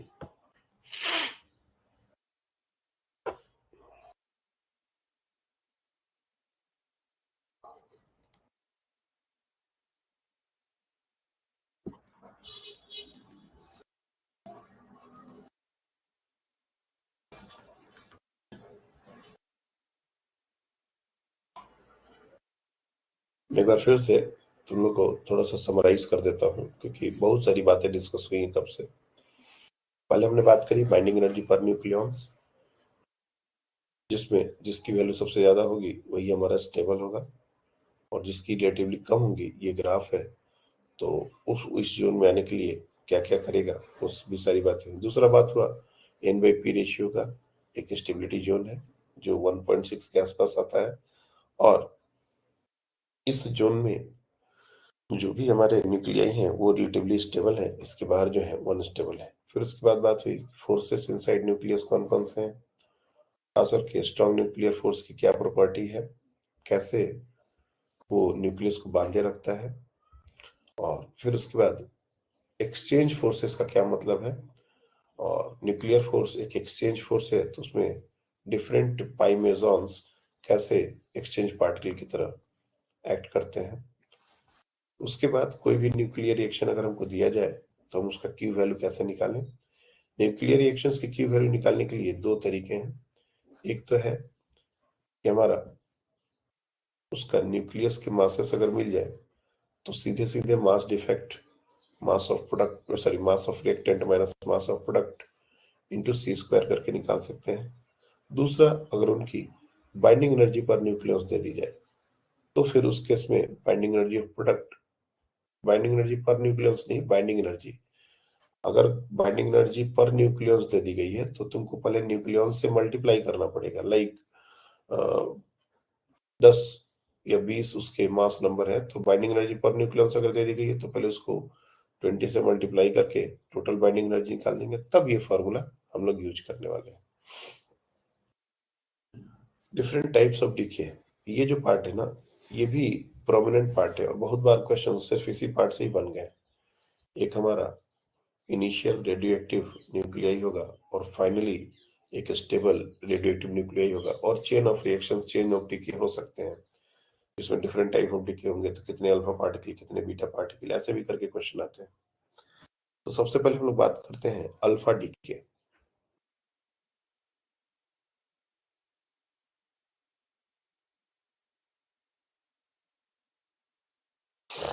Alpha decay, alpha decay basically helium nuclei होता है,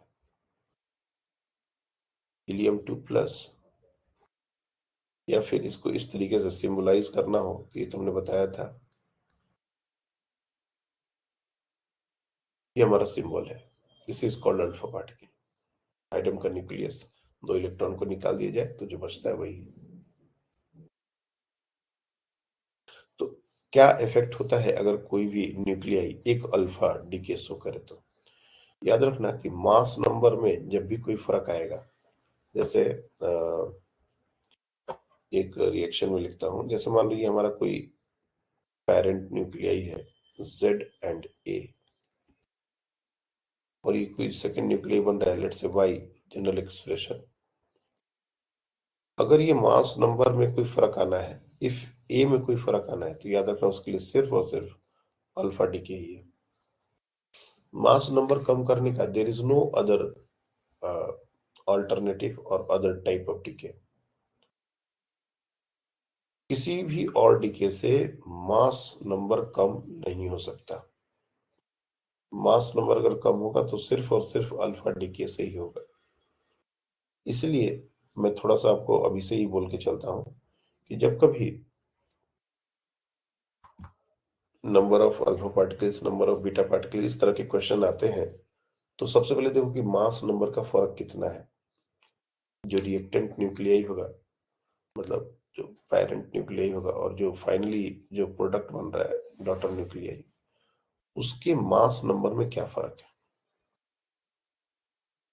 अगर जैसे यहाँ पर हमने इसको A डैश ले लिया और इसको Z डैश ले लिया, तो कुछ देर के लिए भी जस्ट एग्जांपल के बता रहा हूँ, ये फाइनल प्रोडक्ट है और ये हमारा रिएक्टेंट है। तो इस A डैश माइनस A और A minus A dash, A minus A dash अगर आप निकालोगे तो ये हमेशा मल्टीपल ऑफ 4 आएगा, 4 इंटू n, और n ये हमारा नंबर ऑफ अल्फा पार्टिकल दे देगा which is A minus A dash upon 4। तो सबसे पहले हम लोग को यही काम करना होता है।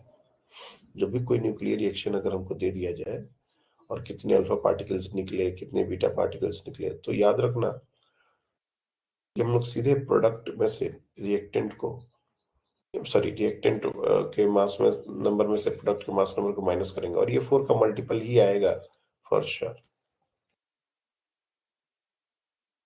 क्या होता है ये, जब भी कोई अल्फा डीके किसी भी एक न्यूक्लियाई से होता है, अल्फा डीके, तो जो डॉटर न्यूक्लियाई बनता है उसमें Z जो है वो 2 से कम हो जाता है और मास नंबर 4 से कम हो जाता है। प्लस जैसे हमने बताया था एक अल्फा पार्टिकल मिलेगा। कुछ देर पहले हमने बताया था कि ये नंबर कंजर्व रहने चाहिए और ये नंबर कंजर्व रहने चाहिए। ये चीज हमेशा तुम ध्यान रखना कि ये कंजर्व रहेगा की value.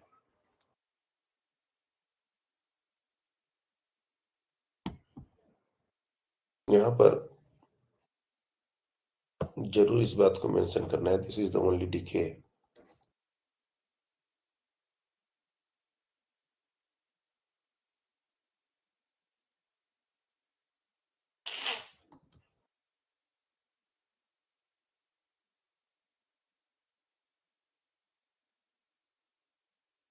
in which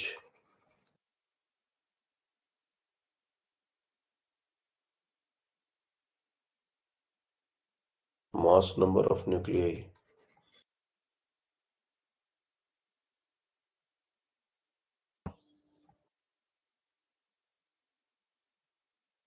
in this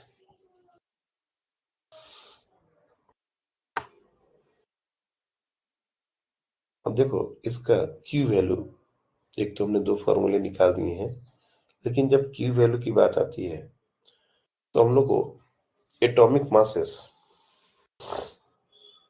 के टर्म्स में भी Q वैल्यू पूछ दिया जाता है।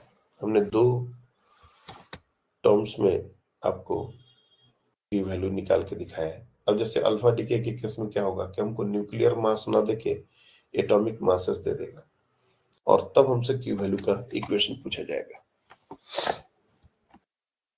तो मैं एक अल्फा डीके का पहले Q वैल्यू निकालता हूं। अगर हमको X और Y इन दोनों के एटॉमिक मासेस दिए गए, ठीक है,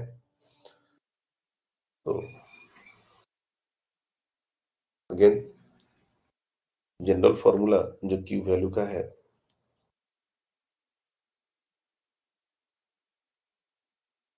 Q वैल्यू का जनरल फॉर्मूला है mx minus my minus m e into c square. This is how the general relation look like. ये हमारे न्यूक्लियस के मासेस हैं।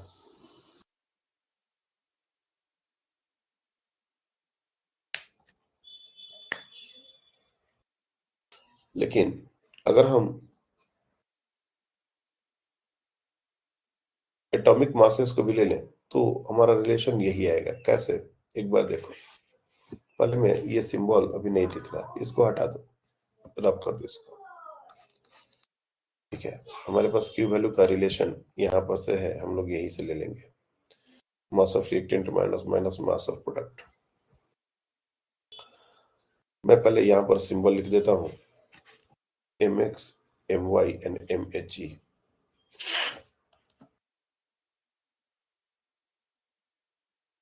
Atomic mass.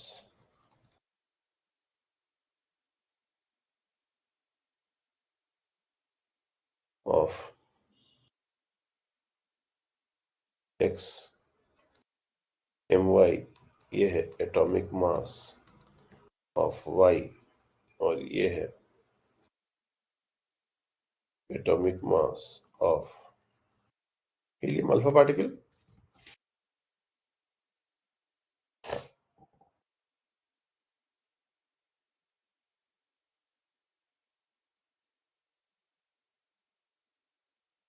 अब ये mx में क्या क्या होंगे, ये जो mx है एटॉमिक मास में, ये क्या क्या होगा, ये हमारा हो जाएगा z times mass of proton plus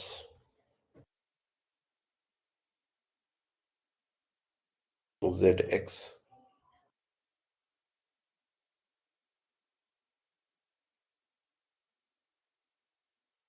ax minus zx mass of neutron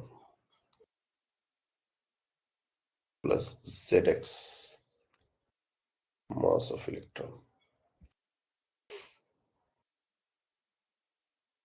अगर इसको इससे माइनस कर लिया जाए तो ये हमारा रिक्वायर्ड जो भी मास है वो आ जाएगा।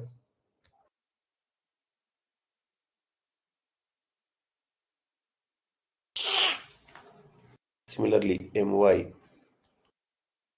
हो जाएगा zy mp plus ay minus zy into mn plus zy me। mass of helium nuclei ZHE MP plus, चलिए इसको डायरेक्ट लिख सकते हैं, इसको लिखने का हमको पता है हीलियम का ये 2 times mass of proton plus 4 minus 2 mass of neutron plus 2 mass of electron. ये हमारा सिंबल होगा। अगर यहां से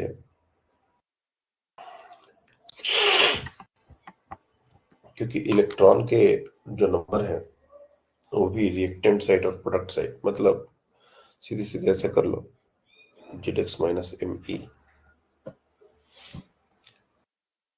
capital MX minus ZX into ME, ये जो टर्म होगा ना ये हमारा मास ऑफ न्यूक्लियस हो जाएगा। This give you mass of nucleons of X और rest mass of nucleons of X। Similarly My minus zy me mass of nucleons of Y, और ये mass of helium minus 2 times Z of 2 times Me, ये हो जाएगा mass of nucleons of alpha particle और helium. अब ये reactant का मास हो गया, ये प्रोडक्ट का मास हो गया। अगर दोनों को माइनस करोगे ना तो यहां पर इलेक्ट्रॉन्स ये जो है Z माइनस 2, बेसिकली ये ZX और ZY के वैल्यूज हमने लिखे हैं, चाहो तो पुट कर सकते हो। ZY ZX माइनस 2 होगा और ये प्लस 2 हो जाएगा, तो ये इलेक्ट्रॉन वाले मास कैंसिल आउट हो जाएंगे। मतलब मैं क्या बोल रहा हूं, Q वैल्यू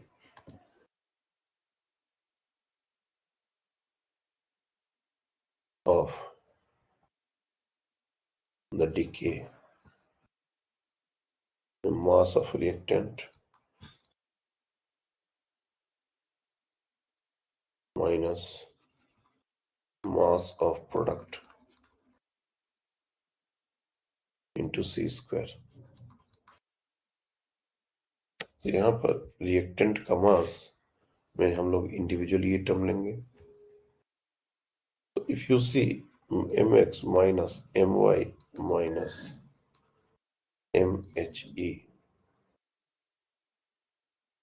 इंटू सी स्क्वायर, यही आ जाएगा।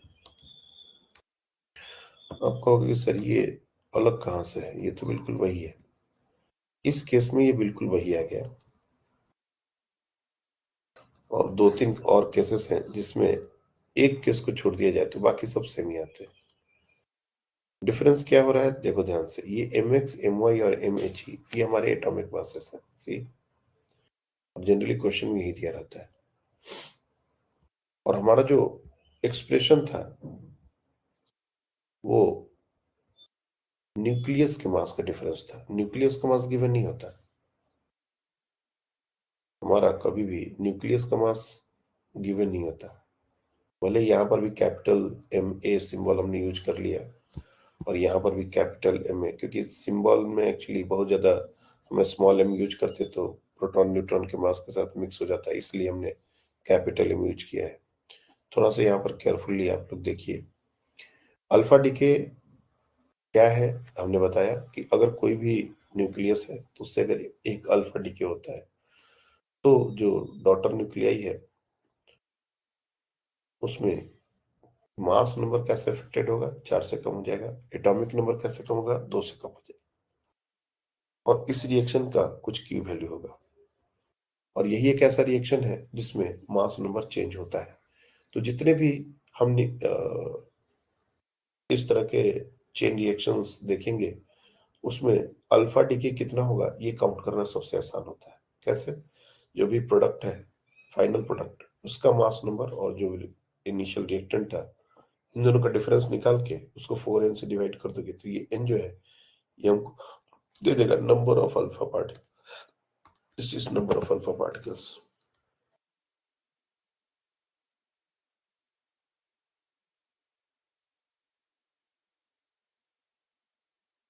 ये जो है दिस n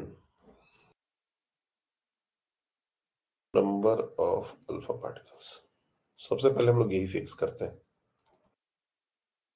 और इसके बाद हम देखेंगे कि जब तुम इसको एडजस्ट कर लोगे तो उसके अकॉर्डिंग एटॉमिक नंबर एडजस्ट नहीं हो रहा, मतलब एटॉमिक नंबर उससे कम हो सकता है या ज्यादा हो सकता है, क्योंकि जितने अल्फा पार्टिकल कम होंगे उसके अकॉर्डिंग हमारा एटॉमिक नंबर भी उससे कम होगा। अगर फाइनल प्रोडक्ट का एटॉमिक नंबर मैच कर गया उतने कम होने से तो ठीक है, नहीं तो अगर इससे कम हुआ या ज्यादा हुआ तो उसके बाद हमको beta plus beta minus other decay के बारे में सोचना पड़ेगा। तो अब इसका क्यू वैल्यू निकालना है, या कोई भी जैसा भी बीटा बीटी के निकालेंगे उसका भी क्यू वैल्यू। तो इसमें मास जो दिए जाते हैं हमको, जब क्वेश्चन आएगा तो इसमें मास जो है वो एटॉमिक मासेस दिए जाएंगे, वो न्यूक्लियस का मास नहीं दिया जाएगा। लेकिन संयोग से अल्फा डीके के केस में हमारा जो रिलेशन है वो सिमिलर आता है। एक ऐसा डीके है जिसको बीटा प्लस डीके, मैं उसको अभी डिस्कस करने ही जा रहा हूँ।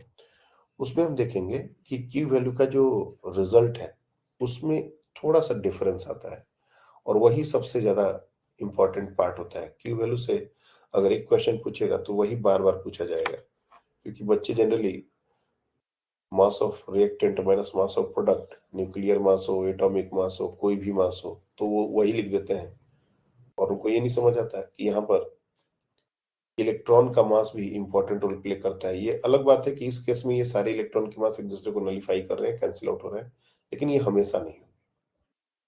तो अल्फा डी के क्या है, उसका क्यू वैल्यू जनरल फॉर्मूले से कैसे निकालते हैं, और इसके बाद के जो भी क्यू वैल्यू होंगे वो हम लोग सब एटॉमिक मास के लिए ही कैलकुलेट करेंगे। न्यूक्लियर मास हमको कभी गिवन नहीं होगा क्यू वैल्यू अगर कैलकुलेट करना होगा तो। Second type of decay is beta DK.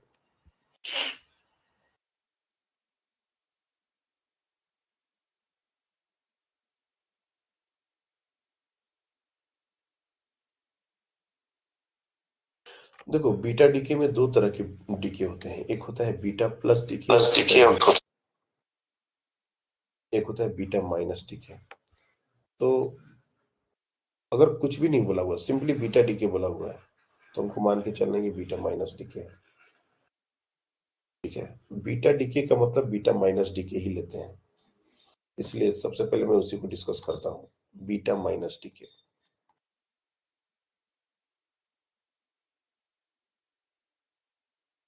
Beta minus decay is basically, ये बीटा माइनस एक इलेक्ट्रॉन होता है, that is nothing but an electron.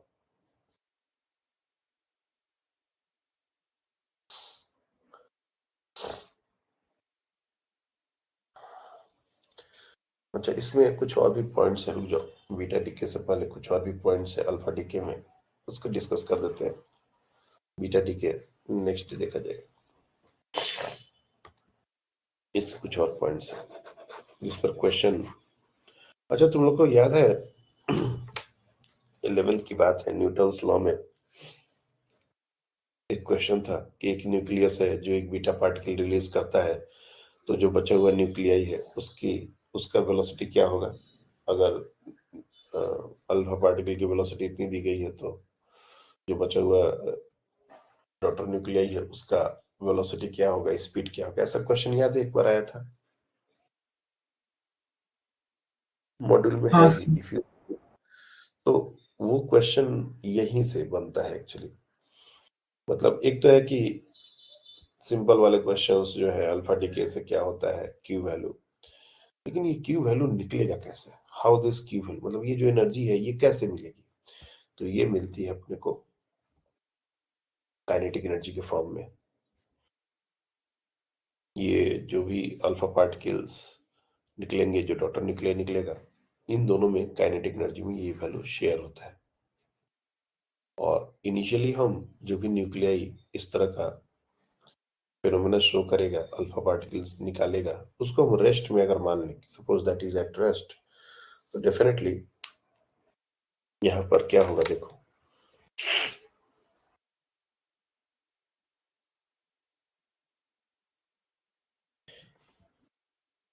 ये हमारा एक्स है और ये टूट रहा है।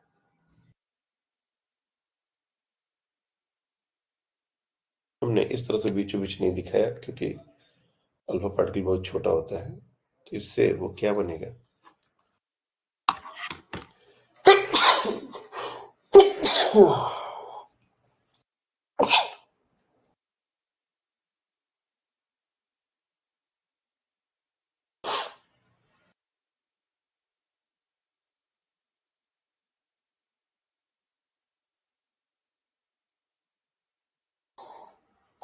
एक्सक्यूज मी,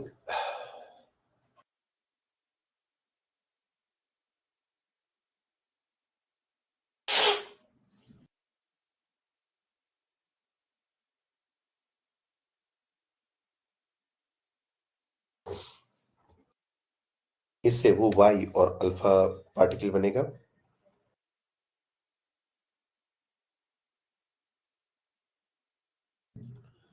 Z-2 A-4,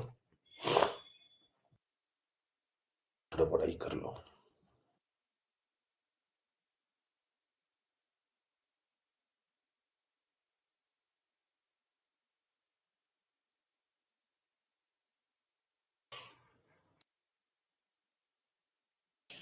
अब एक्चुअली जब ये टूटता है तो डेफिनेटली ये अगर इस डायरेक्शन में मूव कर रहा है तो इसके अपोजिट डायरेक्शन में मूव करेगा, क्योंकि कंजर्वेशन ऑफ लीनियर मोमेंटम तो वैलिड है। तो अगर मैं इसको पी अल्फा और इसको बोलूं पी वाई, तो according to conservation of linear momentum, पहले ये स्टेटमेंट लिख लो, the energy released in this reaction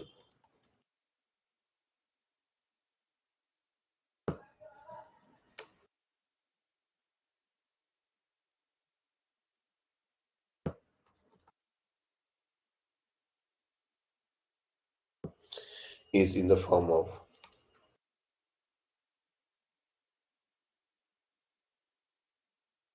kinetic energy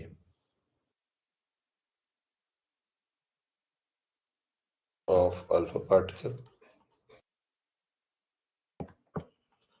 and daughter nuclei.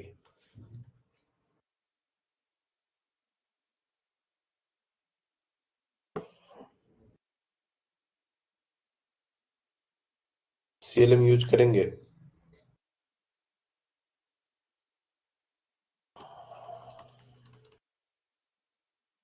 तो P of Y plus P of alpha particle that must be equal to 0, यानी दोनों equal होंगे और opposite nature के होंगे। इसी इक्वेशन से वो क्वेश्चन एक्चुअली बनते थे। अब चूंकि उस समय अल्फा पार्टिकल का मास कितना होता है ये बच्चों को नहीं पता होता था, डॉक्टर न्यूक्लियाई का मास क्या होगा, कैसे चेंज होगा, तो उस समय वो क्वेश्चन काफी डिफिकल्ट, हर बच्चा उसको डाउट लेके बस बैठता था। लेकिन चूंकि वो क्वेश्चन न्यूक्लियर फिजिक्स से था, न्यूक्लियर फिजिक्स हम लोग को नहीं पता, अब मान लो कि तुम लोग ये चीज पढ़ ली हो तो वो क्वेश्चन अब केक वॉक होगा, एक लाइन में ही सॉल्व हो जाएगा। यहाँ पर हम लोग एक स्टेप और फर्दर जाएंगे। ये जो क्यू वैल्यू है, हम बार बार बोल रहे हैं कि ये क्यू वैल्यू जो निकल रहा है that is released in form of the kinetic energy of these two particles. Momentum अगर दोनों के बराबर है और अल्फा पार्टिकल का मास रिलेटिवली बहुत कम होता है न्यूट्रॉन न्यूक्लियर के केस में, तो इसकी स्पीड बहुत ज्यादा है। अगर हम काइनेटिक एनर्जी और मोमेंटम का रिलेशन देखें और यूजिंग कंजर्वेशन ऑफ एनर्जी, दूसरा स्टेटमेंट यहीं पर देख लो, यूजिंग कंजर्वेशन ऑफ एनर्जी,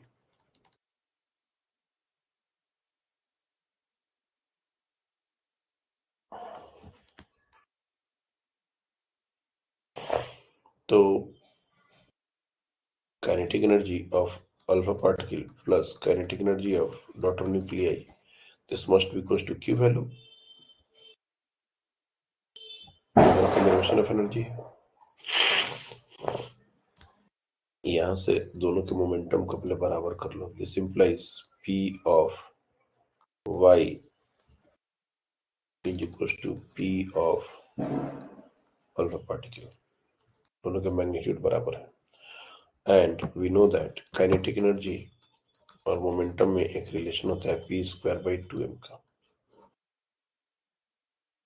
तो यहां से अगर k of alpha particle divide by k of y अगर ये निकालें तो p तो दोनों का सेम है, यहाँ पर हमने देखा है दोनों का मोमेंटम सेम है, तो ये कैंसिल आउट हो जाएगा और ये हो जाएगा my/m alpha. Now this two relations, एक तो ये और एक ये दो रिलेशंस मिलने के बाद के अल्फा और के वाई को लिख सकते हैं। दूसरी बात, K alpha is directly proportional to M Y alpha particle के रेस्पेक्ट में बहुत ज्यादा होता है। जैसे तुम अगर यूरेनियम को ही सोचो 235, उसमें अल्फा पार्टिकल का मास हो जाएगा 4 और वो हो जाएगा 231, तो बहुत ज्यादा है। यूरेनियम 235 होता है, 295 होता है। वेट, यूरेनियम नहीं 18, 235 ही होना चाहिए।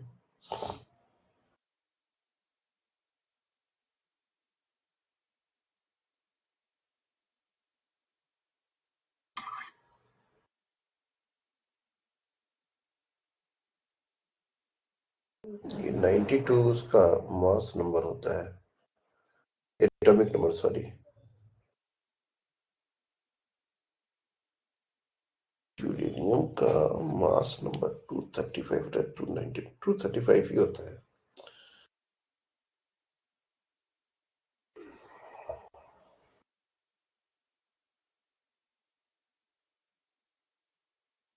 हाँ 235 सही बोल रहे हो। सो 235 में से अगर 4 माइनस करेंगे 231 बहुत ज्यादा है, तो मैक्सिमम एनर्जी है वो अल्फा पार्टिकल ही कैरी करती है एक तरीके से देखा जाए तो। यहां से from here we can write K of alpha is equal to a-4, M Y कितना है, a-4 into Q divide by a, and ky is equals to 4 into q by a। ये डायरेक्टली हमने my का value इस तरह से देख सकते हो, ये हो जाएगा a-4 into mass of proton लो या मास ऑफ इलेक्ट्रॉन लो, फर्क न्यूट्रॉन लो कोई फर्क नहीं पड़ता, मास ऑफ अल्फा पार्टिकल हमारा 4 टाइम्स mp। अब इस कैलकुलेशन में भी हमने मास ऑफ प्रोटॉन न्यूट्रॉन को सेम लिया, तो मैंने कहा ना ये हमेशा सेम लेते हैं, लेकिन सिर्फ मास डिफेक्ट वाले क्वेश्चंस में ये सेम नहीं लेते।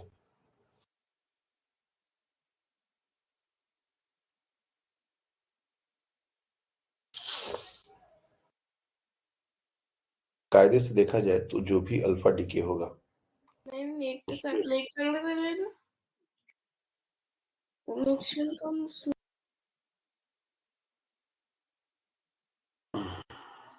जो भी हमारा अल्फा डीके होगा उसमें यही एनर्जी रिलीज होगी, this energy is going to be released, और हर अल्फा पार्टिकल को इतना ही एनर्जी मिलेगा। बट ऐसा ट्रू नहीं होता, दिस इज नॉट ट्रू। ये तो कैलकुलेशन है, कभी कभी अगर कैलकुलेशन आए तो हम लोग इसको यूज करके, जैसे पहला काम हो गया हमने क्यू वैल्यू निकाला, अब अल्फा पार्टिकल को कितनी एनर्जी मिलेगी, तो ये हमारा उसका रिलेशन है, क्यू वैल्यू निकालने के बाद वी कैन यूज दिस। लेकिन इस अल्फा पार्टिकल को, पॉजिटिवली चार्ज पार्टिकल को, जब हमने किसी मैग्नेटिक फील्ड से पास किया, जो इसकी एनर्जी है उसके अकॉर्डिंग उसको एक सिंगल रेडियस पाथ कवर करना चाहिए था, इट शुड फॉलो और सिंगल रेडियस पाथ, क्योंकि काइनेटिक एनर्जी अगर फिक्स हो गई तो हम लोग को पता है मैग्नेटिक फील्ड में किसी भी चार्ज पार्टिकल को थ्रो करते हैं तो R is equal to 2me by V Q. अगर मास फिक्स्ड है, ये सारे फिक्स्ड हैं, अगर ई भी सेम हो गया तो रेडियस सेम होना चाहिए, बट हम लोग को ऐसा नहीं दिखता। If this alpha particle is pass through magnetic field, ये लास्ट पॉइंट है, इससे ज्यादा नहीं। If this alpha particle is passed through magnetic field,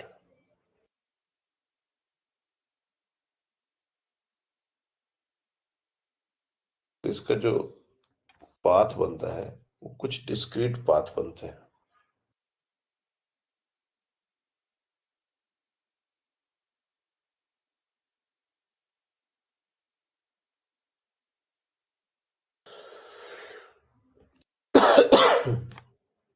कुछ डिस्क्रीट पाथ में, एक पाथ में नहीं जाता।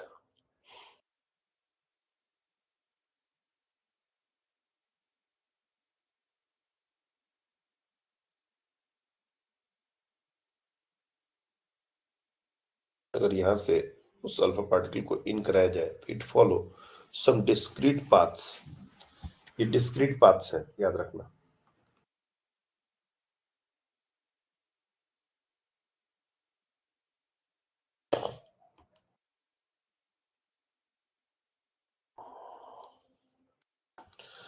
क्यों ऐसा होता है, अब इसका क्या एक्सप्लेनेशन निकाला जाए, क्योंकि क्यू वैल्यू तो हमारा एक फिक्स्ड क्वांटिटी है, कोई भी अल्फा डीके अगर होता है तो उसमें क्यू तो फिक्स्ड आएगा, उसमें तो कोई वेरिएबल टर्म है नहीं, और अगर वो फिक्स्ड है तो फिर काइनेटिक एनर्जी भी फिक्स्ड है, काइनेटिक एनर्जी फिक्स्ड है तो रेडियस ही फिक्स्ड होना चाहिए। तो फिर रेडियस ये अलग अलग क्यों आ रहे हैं, और वो भी डिस्क्रीट क्यों आ रहे हैं, मतलब कम, थोड़ा कम ज्यादा ऐसा भी हो सकता था, लेकिन ऐसा नहीं होता। तो फिर हम लोग को कॉन्सेप्ट यहाँ पर निकला गया कि जो भी अल्फा पार्टिकल या अल्फा डिके होता है, कोई भी न्यूक्लियस डिके बेसिकली, वो कुछ इस तरीके से होता है कि अगर हमारा एक्स, जेड और ए, इससे कोई अल्फा डिके होता है तो जो वाई बनता है ये एक्साइटेड स्टेट में होता है। इसको हम लोग इस तरह से डिनोट कर सकते हैं, Z-2 A-4 स्टार प्लस हीलियम-24, और इसके साथ जो एनर्जी निकल रही है, कुछ एनर्जी इसके ग्राउंड स्टेट में जाने के बाद, एक्साइटेड स्टेट से जब ग्राउंड स्टेट में जाता है तो फर्क कुछ नहीं पड़ेगा, Z-2 as it is, A-4 as it is, और इसके साथ कुछ गामा रेज गामा डीके, इसका मास नंबर भी 0, एटॉमिक नंबर भी 0, और कुछ एनर्जी का पार्ट इस गामा रेज में भी शेयर्ड हो जाता है। जो क्यू वैल्यू की जो एनर्जी है वो कुछ गामा रेडिएशंस के फॉर्म में भी निकलती है। तो ये एक्साइटेड स्टेट से ग्राउंड स्टेट में आने का बिल्कुल इलेक्ट्रॉन के जैसा ही, जैसा बोर्स मॉडल कहता है कि कुछ फिक्स्ड एनर्जी स्टेट्स हैं, उसी में ये ट्रांजिशंस हो सकते हैं। तो वैसे ही न्यूक्लियस का भी कुछ फिक्स्ड एनर्जी स्टेट्स होते हैं। अगर कोई भी इस तरह का अल्फा डीके होता है, तो जब हमारा न्यूक्लियस एक एक्साइटेड स्टेट से ग्राउंड स्टेट में आएगा तो एक फिक्स्ड अमाउंट ऑफ एनर्जी का ही गामा डीके होगा, और इसीलिए ये एनर्जी फिक्स्ड अमाउंट से कम होती है, और इसीलिए ये हमको discrete particle, discrete sorry discrete path मिलते हैं इस चार्ज पार्टिकल के। ऐसा भी हो सकता था कि लगातार, मतलब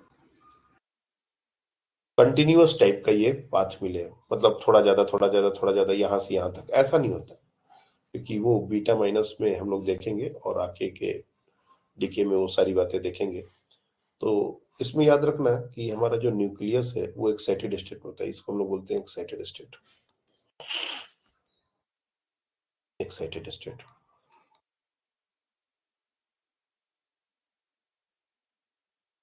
और इसको जब ग्राउंड स्टेट में आना हो तो कुछ एनर्जी जो यहाँ पर निकल रही थी टोटल, वो इसमें भी कैरी शेयर्ड हो जाती है। तो यहाँ से इसका एक्सप्लेनेशन आता है कि why we are getting different paths, different discrete path for the alpha particle. तो आज काफी सारी बातें हुई हैं, और आज वैसे दीपावली है, तो आप लोग पढ़ाई तो कम ही करोगे, बट फिर भी कोशिश करना। अभी एक बार कम से कम मैं ये पीडीएफ शेयर कर देता हूँ, एक बार तो अभी देख लेना, क्योंकि 2 घंटे की क्लास चल रही है, और कल ये सारा पार्ट लगभग ओवर हो जाएगा। मोस्टली कल न्यूक्लियस का जो मेजर पोर्शन है वो कल तक खत्म हो जाएगा, बाकी थोड़ा बहुत जो है वो परसों तक जाएगा, लेकिन कल एक मेजर चंक खत्म होगा जिसमें सारा इंपॉर्टेंट डिस्कशन है, और उसको समझने के लिए आज और कल का जो डिस्कशन हुआ है उसको समझना बहुत जरूरी है। तो इसको देख लो, और हम कोई भी पार्ट पे स्किप नहीं कर रहे हैं, जो भी पार्ट हट गया है, जो भी पार्ट है, आप लोग को मैं सारा कंटेंट दे देता हूँ, आप लोग देख लो। जो पार्ट आता है अच्छी बात है, नहीं आता है छोड़ना है, वो तुम्हारा चॉइस है। क्योंकि डिविजन एंड जर्मर एक्सपेरिमेंट हट गया, डिविजन एंड जर्मर एक्सपेरिमेंट का क्वेश्चन तुम लोग जब भी क्वेश्चन करोगे तो प्रीवियस ईयर में मिलेगा, और जो भी प्रैक्टिस करोगे उसमें तो वो सिलेबस ऑलरेडी है ना। एग्जाम जो होंगे जिसके पेपर पहले से लोगों ने बना दिए हैं, लाइक AITS के पेपर पहले से बने होंगे, तो उसमें तो वो चेंजेस अब नहीं करने वाले हैं। तो अगर कमिंग AITS में हट जाता है वो पोर्शन तो ठीक है, वो नहीं आएगा, नीट में नहीं आएगा ये श्योर है, लेकिन बाकी जो एग्जाम्स है उसमें आएगा नहीं आएगा इसके बारे में हम कुछ कमेंट नहीं कर पाएंगे, इसलिए। और न्यूक्लियस का एक इम्पॉर्टेंट पार्ट है, ऐसा नहीं है कि उसको स्किप करना जो सही है, वो उससे मेजर क्वेश्चन पहले बनते थे, उसको हम लोग देखेंगे, radio activity, first order reaction, और उसके न्यूमेरिकल्स भी देखेंगे। न्यूमेरिकल्स का स्कोप अभी तक नहीं बना है, क्यू वैल्यू के डिस्कशन के बाद से ही ये न्यूमेरिकल का स्कोप बनता है। बाइंडिंग एनर्जी के बनते हैं तो हमने बता दिए थे बाइंडिंग एनर्जी के कैसे क्वेश्चन बनते हैं, तो इसको एक बार देख लो, and that's all for today. ये पीडीएफ में अभी शेयर कर देता हूँ, और क्लास 7:30 to 9:30 मेरे को लग रहा है ये सही टाइम है, इस पर सब लोग ज्वाइन कर लीजिए। Thank you, happy Deepawali.